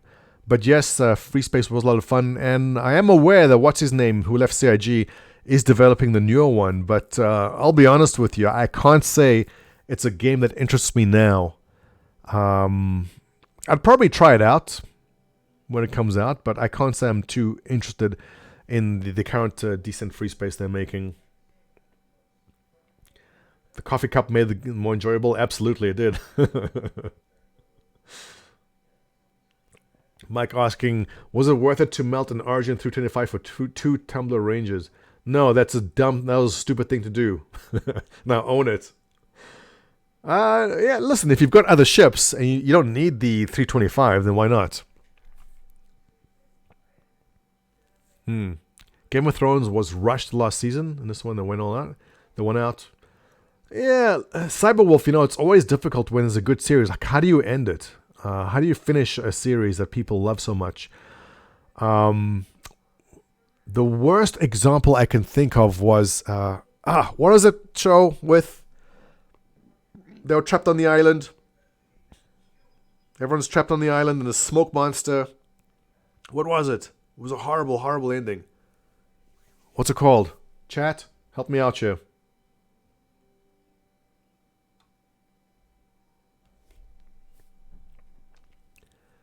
But yeah, it seems like Game of Thrones, they want to finish it up. They're done with it. I think they've made their money. They want to get out, so why not? Have you seen the awesome Avengers Endgame? No, I still have to go see, what's it called? Captain Marvel. And after Captain Marvel, I will go see Endgame. I know I'm slacking. It's like cruising Reddit is Lost. Yes, thank you. Lost. Okay.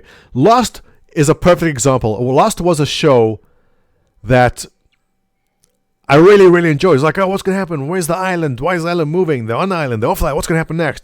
And then the ending of Lost, holy crap, how bad was that? It was terrible. They're comparing it to Game of Thrones. No, I wouldn't go there for... No, listen.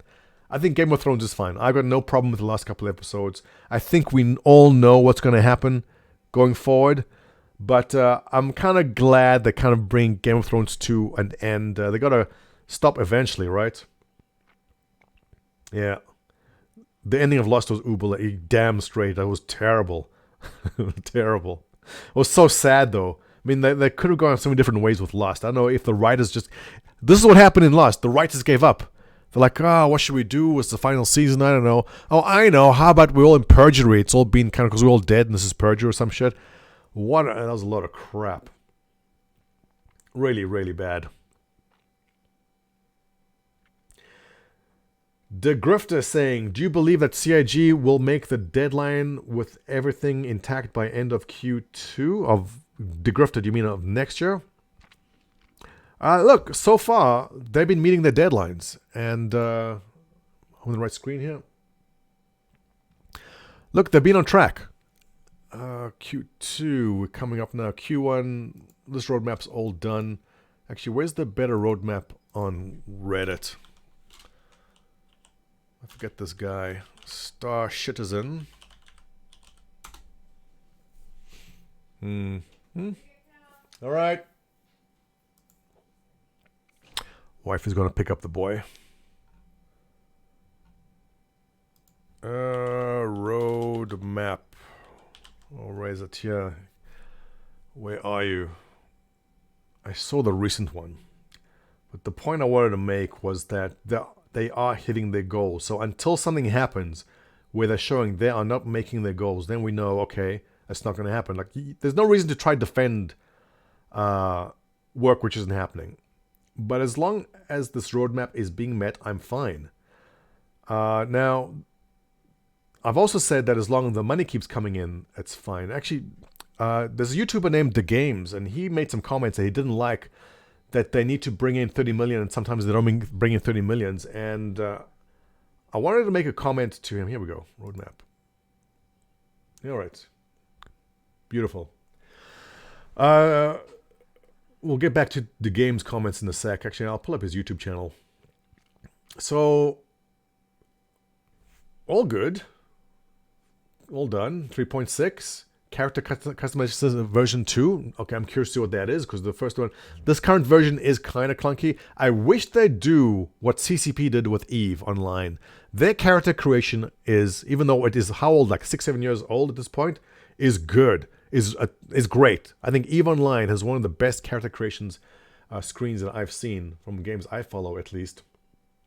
But let's take a look at this roadmap. For those that don't follow Star Citizen too closely, they put out this is a fan-made one. The official one is here, but what he's done is just make it look pretty graphically. And coming up in the next update is essentially all this. So, ship AI, 3D pathfinding. Yeah, sorely needed, because the current AI is caca. I don't know what's going on, but it's so hard to do these bounty hunter missions when the ships are flying around so erratically if you don't have the auto gimbal. Game of Thrones writers like that guy at work, got a new job, was working last week. I wouldn't say they've been on track since many stuff got pushed to the next patch, says Garen. Yeah, Garen, some things are pushed along. Glass visor and HUD improvements from 3.6 was pushed over to 3.7. Planetary ground fog was pushed from 3.6 to 3.7. But look, that's not critical. Is ground fog something which is going to really make a big difference in the game? No. The gameplay mechanics and missions are the most critical things in my opinion. Mission givers, game loops. Bringing in new game loops is essential. Bounty hunting, things like that, mining, all those things come into the game to give people something to do is more important to me than ground fog being moved along. Just my opinion. So I'd say if you consider that then getting off track because they moved ground fog, I disagree.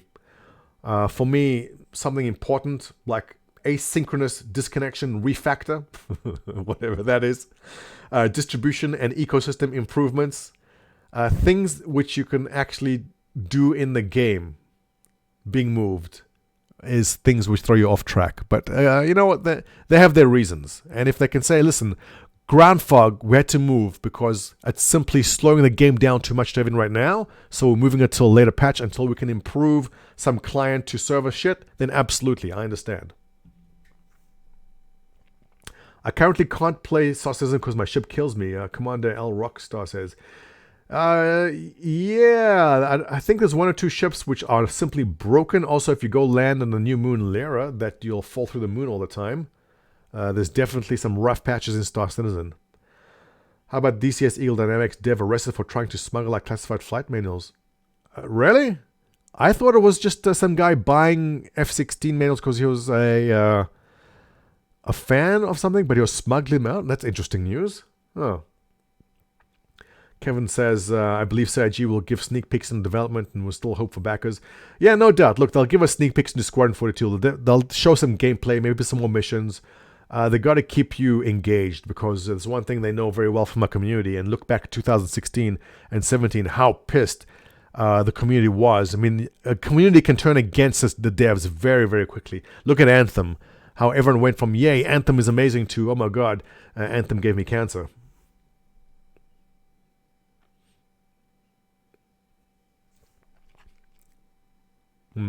Fog is a must. Fog life. No, listen, if you bought Star Citizen because of the fog effects, I'm sorry, guys. You have to wait 3.7. It's going to take a while. Fog is a scam. The fog is behind the game is a scam. Ah, yeah, good point. Fog doesn't care about your feelings, all right? One word, Carrack, Polaris, Orion. Yeah, as a Polaris owner, I agree. Carrack owners too. Orion. Oh, actually, I'm lying. Polaris and Orions I have. I'm very curious to see that Orion be used as a weapon. Can you pull up to like an Idris and an Orion and just use your laser to melt it down? That'll be true. Yeah. I don't like how they're faking light for modular reasons. I saw that mentioned. I don't know enough about the light for modular reasons to make a comment about that. But I did see them mentioned in relation to the truck stops, right? While they're working on different variations, they put in something fake for the time being. They must have their reasons.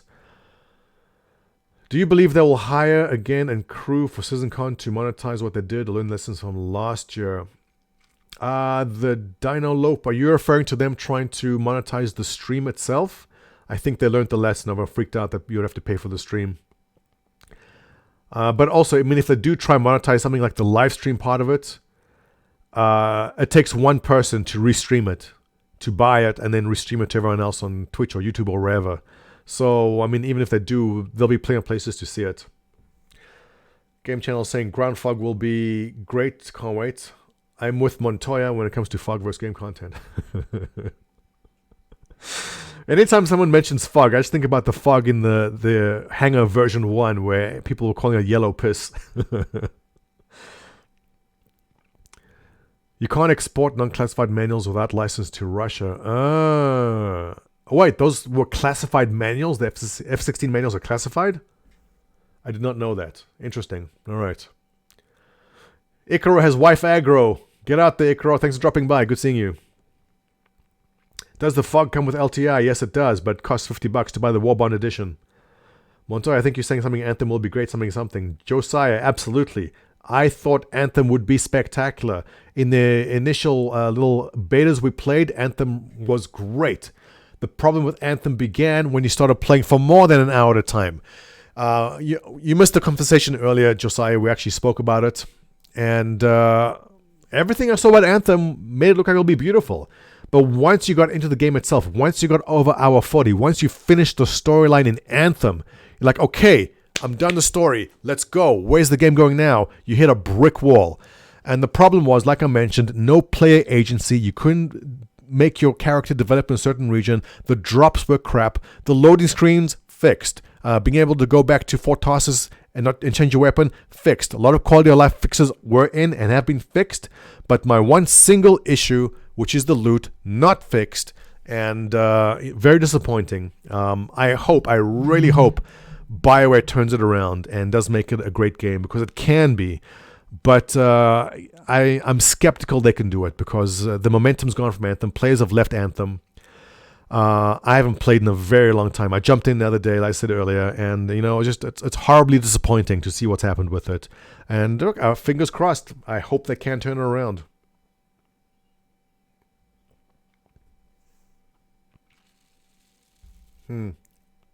Far from the mist. Yes, the fog is the mist. Yeah, the game channel saying Anthem was fun, no text chat. That was so weird, because what reason would you not have text chat in the game? There was so much stuff that should have been in there. And I said this in my recent video talking about Anthem 2, and I said that I blamed EA, and I was wrong in that. I said EA did this, EA screwed up. It wasn't EA, it was BioWare. BioWare messed up. BioWare ran into issues that Star Citizen found very early on. Was you have separate offices. Star Citizen had offices in Austin and they had offices in LA, and they had difficulty working between the two. So what they did is they took all game devs from Austin, put them in the LA office under one roof. BioWare had this problem. They've got the Edmonton office and the Austin office, and the two offices just didn't mesh. And you've got this horrible problem of people not working well together. That's what happened with BioWare, is that it's failure with management. BioWare should have moved all game dev into one office. Move it all down to Austin is what they should have done early. And they failed to do that. And I strongly believe it's that distance, the problem, and just the different kind of atmospheres, the two offices trying to work together, not meshing. So very sad in Anthem. I don't regret backing it. I was actually what was it called? You pre-ordered, you got the special skins. I pre-ordered because I wanted the fancy skins. And I got a solid 250 hours of gameplay out of Anthem. So did I get my money's worth? Absolutely.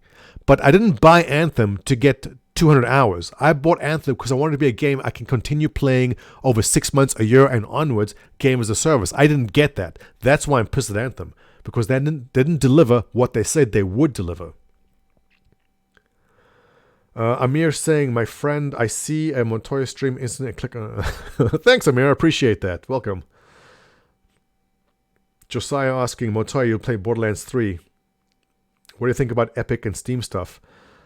Yeah, I'm going to give you an unpopular opinion here, Josiah. Yeah, I'll play Borderlands 3. I love the previous Borderlands. And I don't see why people are freaking out between Epic and Steam. I like having all my games on Steam. I like having it all under one place.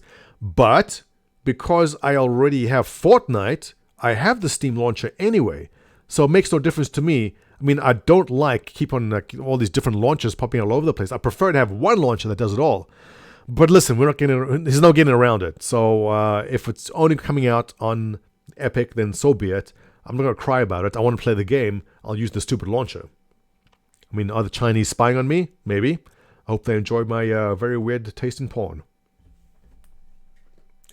Do you hear about the news that Rage 2 and it being hacked? No. Aaron, what happened with Rage 2 being hacked? Should I look this up? Rage 2 hacked?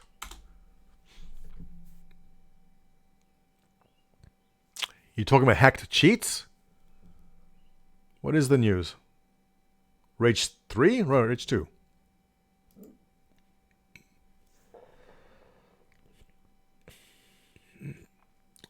Game Channel saying it was similar to the mistakes in Destiny. There was no ability for the community to communicate. I mean, yeah.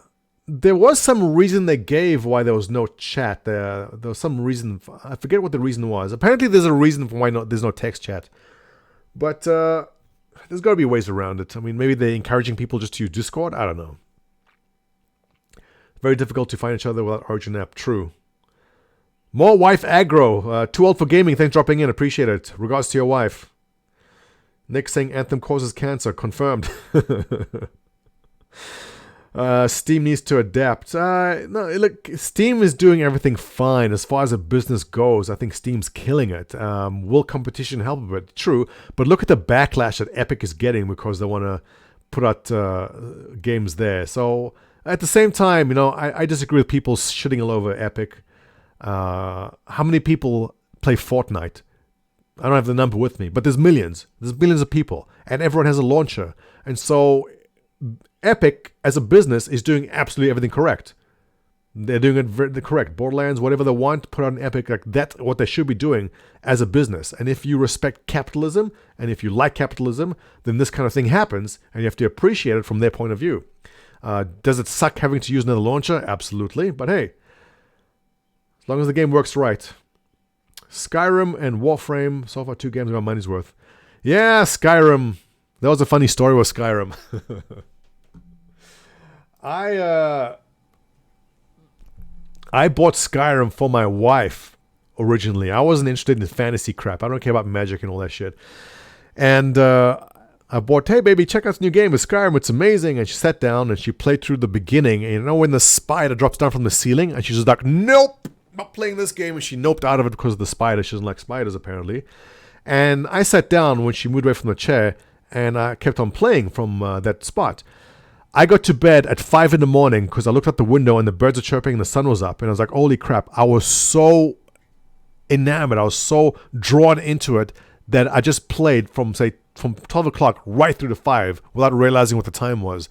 What Skyrim did was amazing, that it captured me in that way. And I know you older gamers probably agree with this, and we keep on looking for that. I want the next experience like that in Skyrim. So that's what I'm hoping. Hey, maybe Star Citizen will be the one which provides us with that. Warframe, yeah, you know what? I really, really enjoyed Warframe too. I haven't played in a very long time, but Warframe is doing everything right. On topic of Warframe, what surprised me also with the Anthem is why they didn't simply look at what Warframe does and copy that. For you guys who don't play Warframe, one of the interesting things Warframe does is if you go and run a mission and get some loot, and a particular item drops that you already have, you can go and sell that item in the marketplace for in-game currency. So there's reason for you to log in and keep playing over and over in Warframe. And so if you get, like, if I'm in Anthem and I get some freaking popper pump for the 5th time in 2 sessions that I don't need, a legendary popper pump shotgun, which keeps on dropping all the time for some reason, I don't need it. If there's a marketplace in Anthem that I could go and sell that for in-game currency, which I can then go and buy skins with, I'd be in Anthem right now. Why not do that? How did they miss on that? It's insane that they didn't take the best parts of Destiny and Warframe and Diablo and whatever else and Division and not put it into Anthem. It's like everything they need to do to make Anthem work well was done for them. It was done. It's like, let's take the best parts of all these games, put into this game called Anthem, we can do it. And no, they missed it. They missed it. There's no excuse for that. That, in my opinion, is by far the bigger mess up in Anthem. Besides the terrible loot system and all the problems in the game itself, the fact that they didn't take the best formula from all the other existing games, put into their game, and replicate it is beyond me. There's no excuse for that. I always assumed or hoped that because the game is a service, they can continue and then add these things later and say, hey, oh, you got a legendary popper pump that dropped up. Why don't you go to Fort Tarsus, there's a marketplace, and sell it for the in-game credits, and then buy yourself that stupid skin that we're selling. Absolutely. I'll still be playing Anthem right now if they did that. By the way, guys, just joining, welcome to the stream. Don't forget to subscribe and like to my videos, because this is what YouTubers are supposed to say, even though I don't say it enough. Are you guys subscribed, by the way? Mash that subscribe button. Mash it good.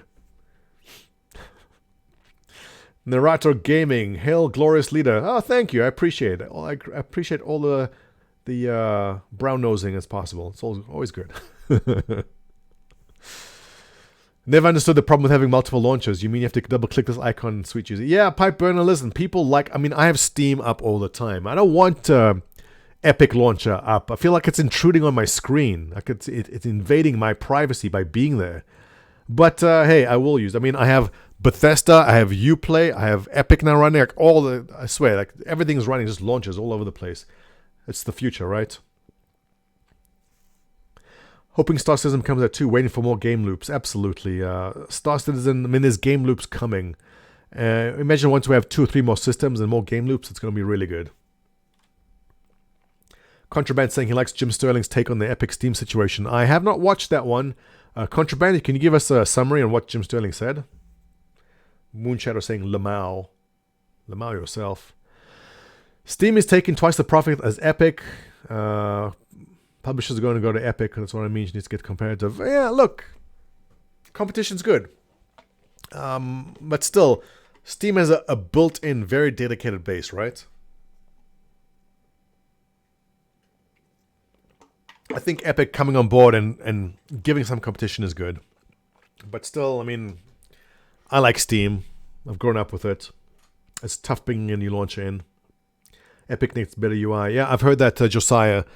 People complain a lot about Epic needing a lot of new things and also with how it's not secure. And if by chance you do get hacked and you lose your Epic account, getting it back apparently is a nightmare, from what I've heard. Guys, if you want to ask a question, put at Montoya. That's easy to spot. The Horror Dateur saying, regarding NPCs, how will they solve the issue several players trying to interact with the NPC? Will they create several instances of NPC? How to solve it? Horror Dateur, yes. That is a great question. I think they will have to create some instances. We see this happening in other games. Warframe, great example. Everyone crowds around an NPC. But when you interact with the NPC, you get drawn into your singular instance with it.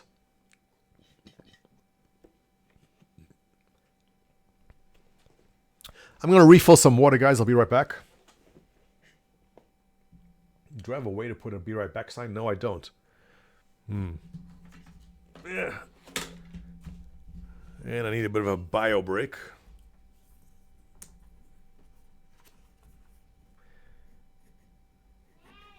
Be right back.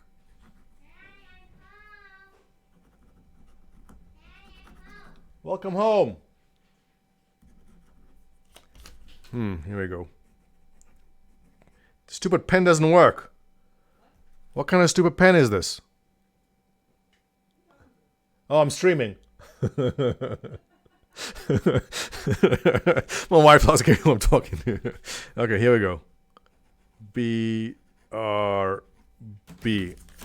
Oh, where can I stick this now? Okay, 1 second.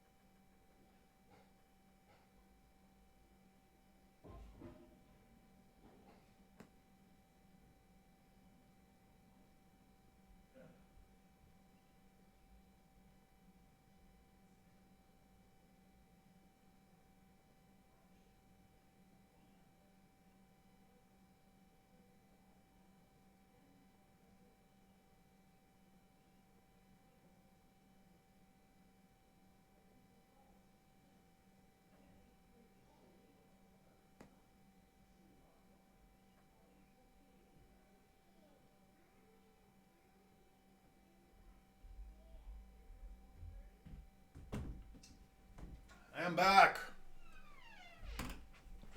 Okay. Where were we? So, welcome to the stream. I'm Montoya. I'm going to be doing squats for subs. Okay. Josiah Wells saying Steam is taking 2 times the profit. Yes. Horadeto asking about NPCs. Yeah, I'm thinking private instances, most likely.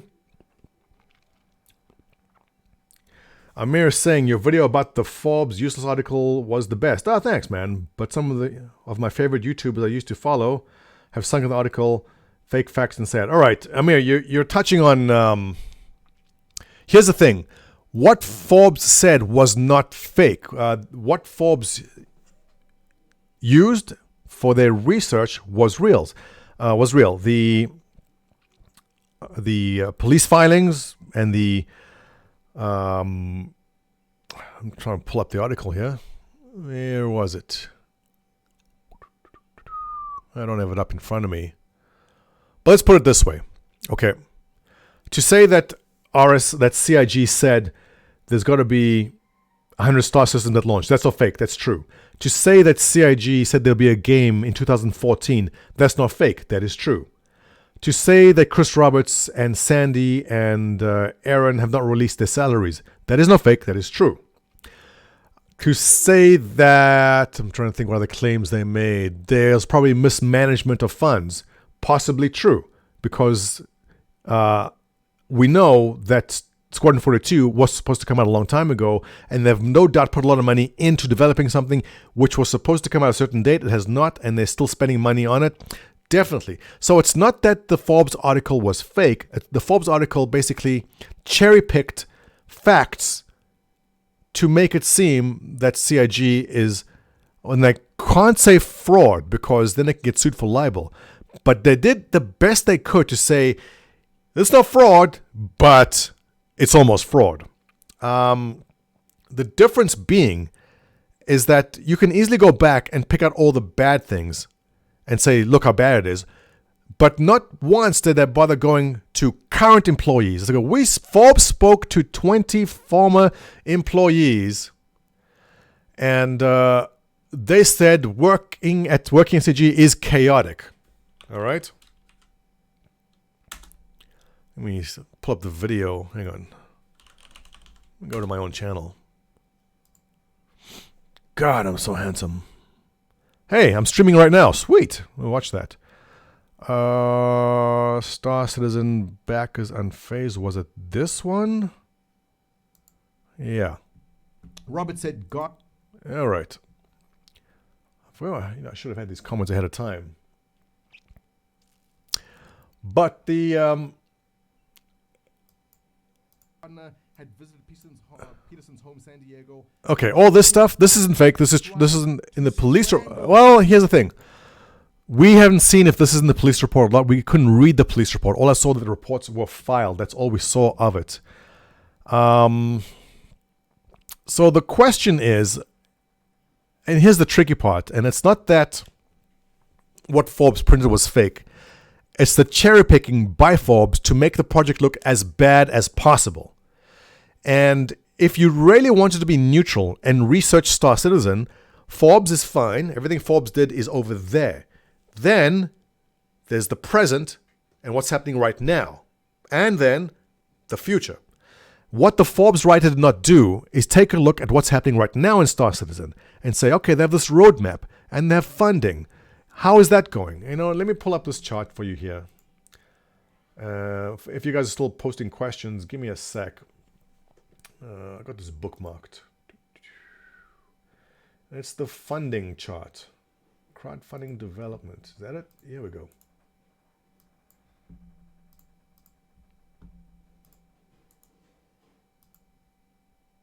Here we are. All right. If I was a writer for Forbes or IGN or Kotaku or any of these rags, and I was researching Star Citizen, and I want to be as impartial as possible, all right? What I would ask myself is, why is this still happening? Here, right here. Why is this happening?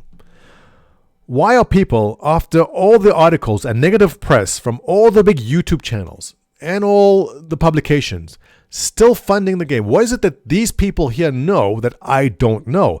And that's where the story is. Now, it's easy for all these other channels, and I'm sure we're all talking about the same one. They go, oh, everyone in Star Citizen is crazy. Star Citizen backers must be retarded. I'm going to use the R word because that's what they're saying.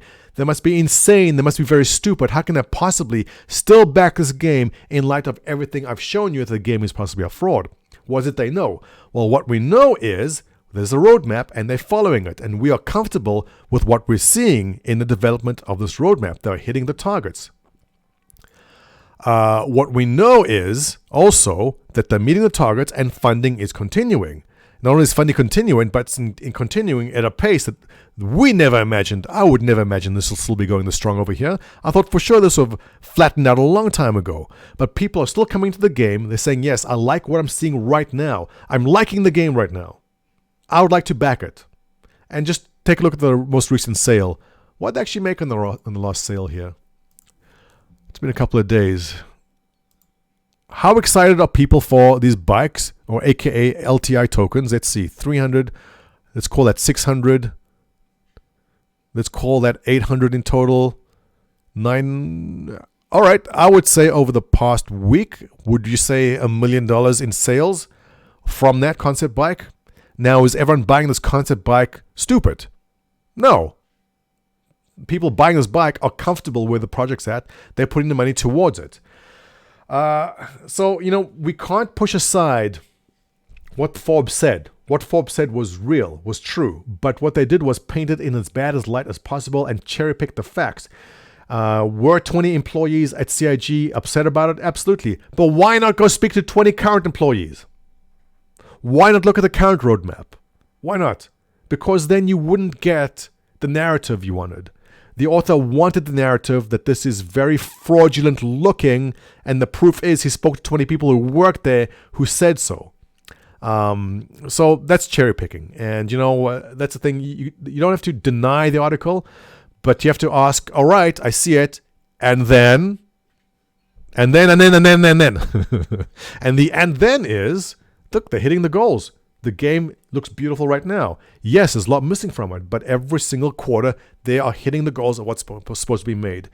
And, I had this argument recently with one of the YouTuber comments, because, a lot of the geniuses you find are usually, let's take a look at some of these. I'm sure there's some good ones.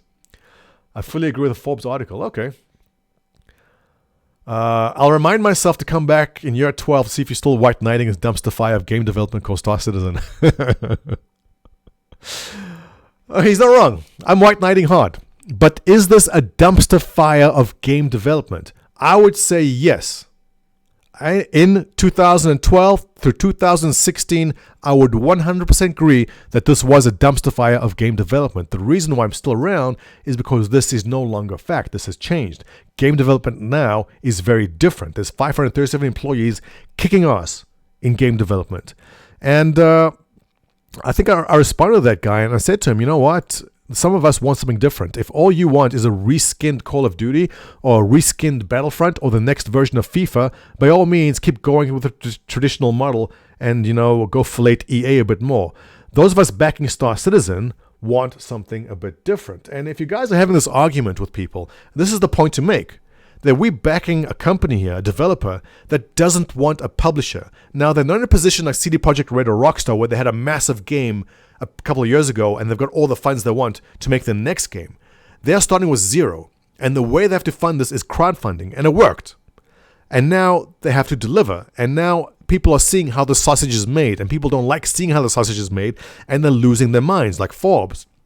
And the people argue with me. I said, listen, we can easily go and support EA and Activision and keep on getting the next Battlefront, next Battlefield, next Call of Duty. And I'm sure we'll all love the new weapon and the new map that they'll release. But a lot of us, especially the older gamers, and a lot of people support Star Citizen are actually in the late 20s, early 30s, into the 40s. That's the average age group is actually in the mid-30s. We want something new. We want something different. We don't want the next Call of Duty. We don't care about FIFA 2020. What we want is something which has not been made before, something pushing the boundaries, something that your 2080 Ti is going to struggle to push because that's how freaking amazing the game is, which is true because the 2080 Ti's do struggle with it. But we just want something completely new and different that's going to give us that Skyrim feeling when you played Skyrim for the first time. I want that back. And that's why I'm backing Star Citizen, because no one else is doing anything close to what they're doing. Cyberpunk, I feel, is coming close to what I want, but that's not an MMO. It's a single-player storyline. It's a linear storyline, which I'm very excited for. But it's not giving me the ability to leave the planet, go land on another planet, and have an adventure there too. This game is. So that's why I'm backing this. This is why everyone's backing this.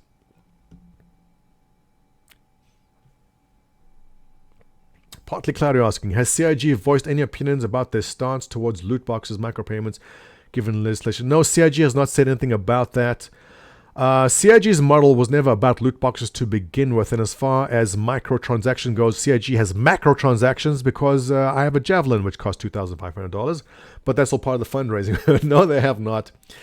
I'm not sure if they'll comment on that because loot boxes were never in the plan to begin with. James White is 56. Holy shit, old farts in here. Game Channel 42. Good God. How are your knees? Do you guys need some arthritis medicine? Flippy Wayne saying, good point, Sage doesn't put the pressure on other games companies. Yeah, it's true. What game is pushing the boundaries right now, Flippy Wayne? Like, I know Red Dead's got some multiplayer, but it's not MMO style. CD Projekt Red, I know Cyberpunk's going to be spectacular, not groundbreaking. What is groundbreaking with Cyberpunk? Besides being visually beautiful, and I know it's going to be a good storyline, what game mechanics are we going to say, holy crap, this is amazing, this is going to set the standard for what everything's going to be going forward? None of them do that. The only company which has done this is CIG. They're the one who said, we're going to create this universe with procedural planets that you can just fly to, land anywhere, not on rails, no loading screens. And Anthem players, boy, how do we love loading screens, right? As in, not at all. ARP con? Aaron's 43. Holy crap. There's a lot of old people in here. By the way, I just turned 44 in April, so I feel you guys. I feel you. You know, my little kid was running outside and I was chasing him. And he was, well, he's 4, but he's getting fast. And I was having trouble keeping up. It's happening. Josiah's saying, I got to get going so you know that I hate you and I want to punch you in the face. Thanks, Josiah. I appreciate that. Catch you later. Phantom of Truth. No spring chicken, graybeard. Yeah, if you actually look at my early videos, I had a nice darker style beard. The gray's coming out. The other day, I found a gray eyebrow. Jano D is 47. Holy shit, there's a lot of old people here. Fallout using the same old engine. Flippy Wayne, great example. That's right, Fallout. I absolutely love Fallout. Fallout 4, one of my favorite games. Fallout 76, very excited for. The fact that Fallout 76 is using the same engine was kind of disappointing, but they do, it looks good. It's not groundbreaking, but it's good. And no one's really pushing for the next Fallout to be even better. And what's the next, the next Elder Scrolls? Going to be using the same engine again. No doubt maybe draw distance will be a little better because people have better RAM these days. And everything they learned in Fallout 76 will apply to the next Elder Scrolls. But no, there's nothing new in the next Elder Scrolls besides great storytelling. It's not going to break down any new boundaries at all. Maya, one of the biggest critiques of Red Dead were animations were over luxurious. Really? Detailed and time wasting. I haven't heard that critique from Red Dead. By the way, everyone, terrible news from Maya. An old eBay account of his was hacked, which caused problems with his PayPal. Check on your old redundant accounts. Secure them with 2FA. Maya, unfortunate victim of someone sneaking into his old eBay account and causing some havoc. Maya, is that sorted out, by the way? Art is 39. Kuroniko coming in at 33. The young buck so far. Deus, 48. Woo! Saying goodbye to your 40s soon there, Deus. Too old for gaming isn't too old at all. He's only 39. One of the young bucks. Actually, I think Maya is probably winning the prize for the youngest so far.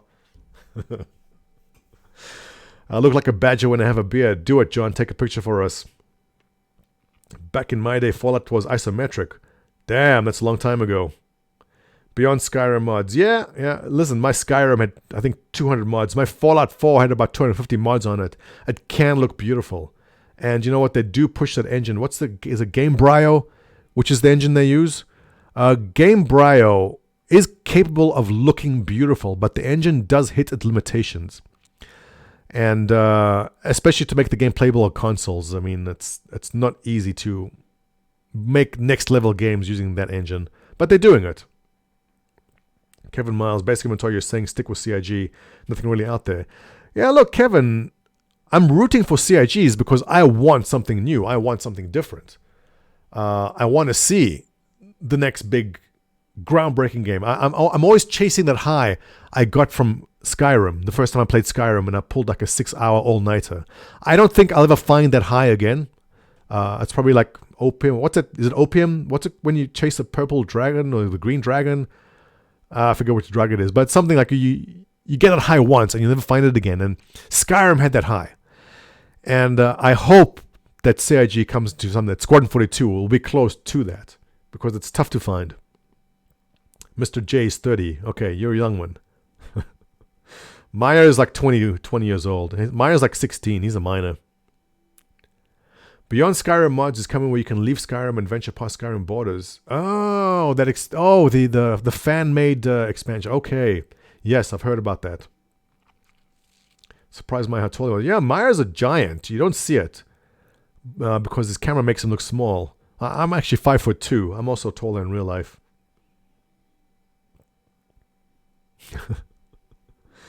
Creation Engine? I don't know. Gamebryo. Or was it is Gamebryo renamed to Creation Engine? Has it changed? I think so. Over 500 mods on your Skyrim. Congratulations. Kemi65. Yeah, sorry, Kev. But now you'll always be Kev. At least I won't name you something like Plop, like on The Office. I'm going to call you Plop. Sure thing, Kemi65. Got it. Robert Ra, I'm sold actually played text games, RNC. Oh, Robert Ra coming in with the win. Yeah, my Apple IIe had the orange monochrome monitors too. We went from green monochrome to orange monochrome to 8-bit color. Those were glorious days. So you're saying if Anthem started with you waking up in a space wagon in the snowy mountains, the game would be a hit. Oh, Goki, don't start. Anthem. If only Anthem had some BioWare storytelling. I thought for sure Anthem would have more BioWare storytelling magic. It didn't, which was so disappointing. If only they allowed you to start with your character and actually develop some sort of relationship or some emotional attachment to your character, it would have been so much better. I don't see how BioWare missed that. Terrible. Well, guys, it's 1:30. I'm going to break for lunch, but thank you very much for dropping into this unscripted stream. I was actually just going to test my camera to begin with, and we ended up in quite a good session here. So if you guys want to see more like this, let me know. I think maybe we can do this once a week or so. The time seems to be okay. How are you guys in the evenings? Should we try one of these in the evenings again?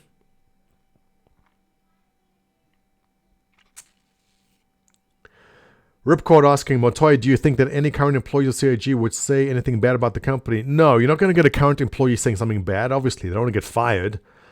And I'm sure some of them also, well, I'm sure all the current employees are under NDA. But if you had worked at CIG and were released or let go, how many nice things are going to say about it? So I have no doubt that if Forbes did indeed speak to 20 former employees, that they wouldn't say, oh yeah, CIG is the best ever, I love it. Because they would still be liking to work there.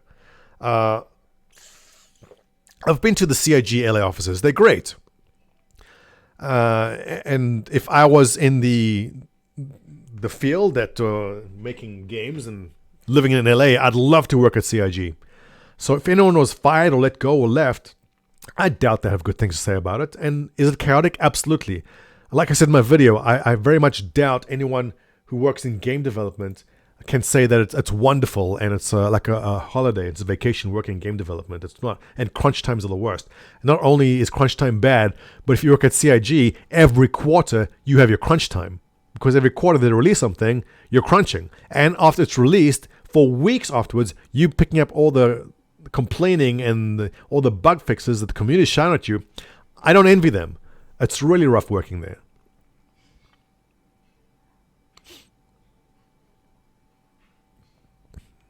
Amir saying keep us up. Okay, time is okay. Good stuff. You know what, guys? Maybe in the evening, if I get the kids to bed, I'll pop in for another quick session and we'll do some gameplay. I actually play Star Citizen once in a while, I swear. Game Channel saying it's a good distraction from work. All right. Well, guys, I appreciate it. Let's wrap this up. I'm going to grab myself some lunch. Thank you to KGB Thanatos for the $2. I appreciate that. Is there a button I push to end this all? I probably just exit, right? Yeah. No. Okay. Amir, Elise, Jenna, Jane Nod, Maya, Goki, Calex, Flippy Wayne, everyone else. I appreciate the questions very much. Feel free, if you do not follow Star Citizen, if you have questions about it, if you agree with a Forbes article and disagree with everything I have to say, no problem, that's fine. But if you want to talk about it and get to the real truth and understand why people still back the game, my Discord's always open. Anyone can jump in anytime. I appreciate the opportunity to debate with anyone who wants to. Elise07 to you too. Moonshadow, nice meeting you too. I hope Sergi pulls it off, man. Yeah, look, there is no, a quick point here, Moonshadow. There is no 100% guarantee that everything's going to be great. There is no 100% guarantee that Squadron 42 will be amazing. And we cannot guarantee that in 2022 or whenever, there will be a PU and it's going to be amazing. We can't. There's risk involved in development. There's always risk involved. They could hit some sort of game-breaking bug they just cannot get through. We don't know. So everyone being critical about Star Citizen is 100%. Usually, they're using facts and they're correct about it. And if you're supporting Star Citizen, be aware, we cannot with 100% certainty say it's going to be amazing. We don't know. But we are taking a risk. And as long as you back this game with the understanding and you're comfortable with that risk, especially if you're going to put in more than $45, be aware there's always risk involved. And until the day we get that release, that risk is going to be there. So be the risk taker if you want. I am. I'm taking the risk with it. A lot of you in here are also. And that's where we are. All right, guys, let's wrap it up. I'm starving. Time for lunch. I appreciate everyone dropping in. I'll see you maybe tonight. We'll do it again. Take care. Oh, don't forget, subscribe and push buttons and like and shit. Yeah. Catch you later, guys.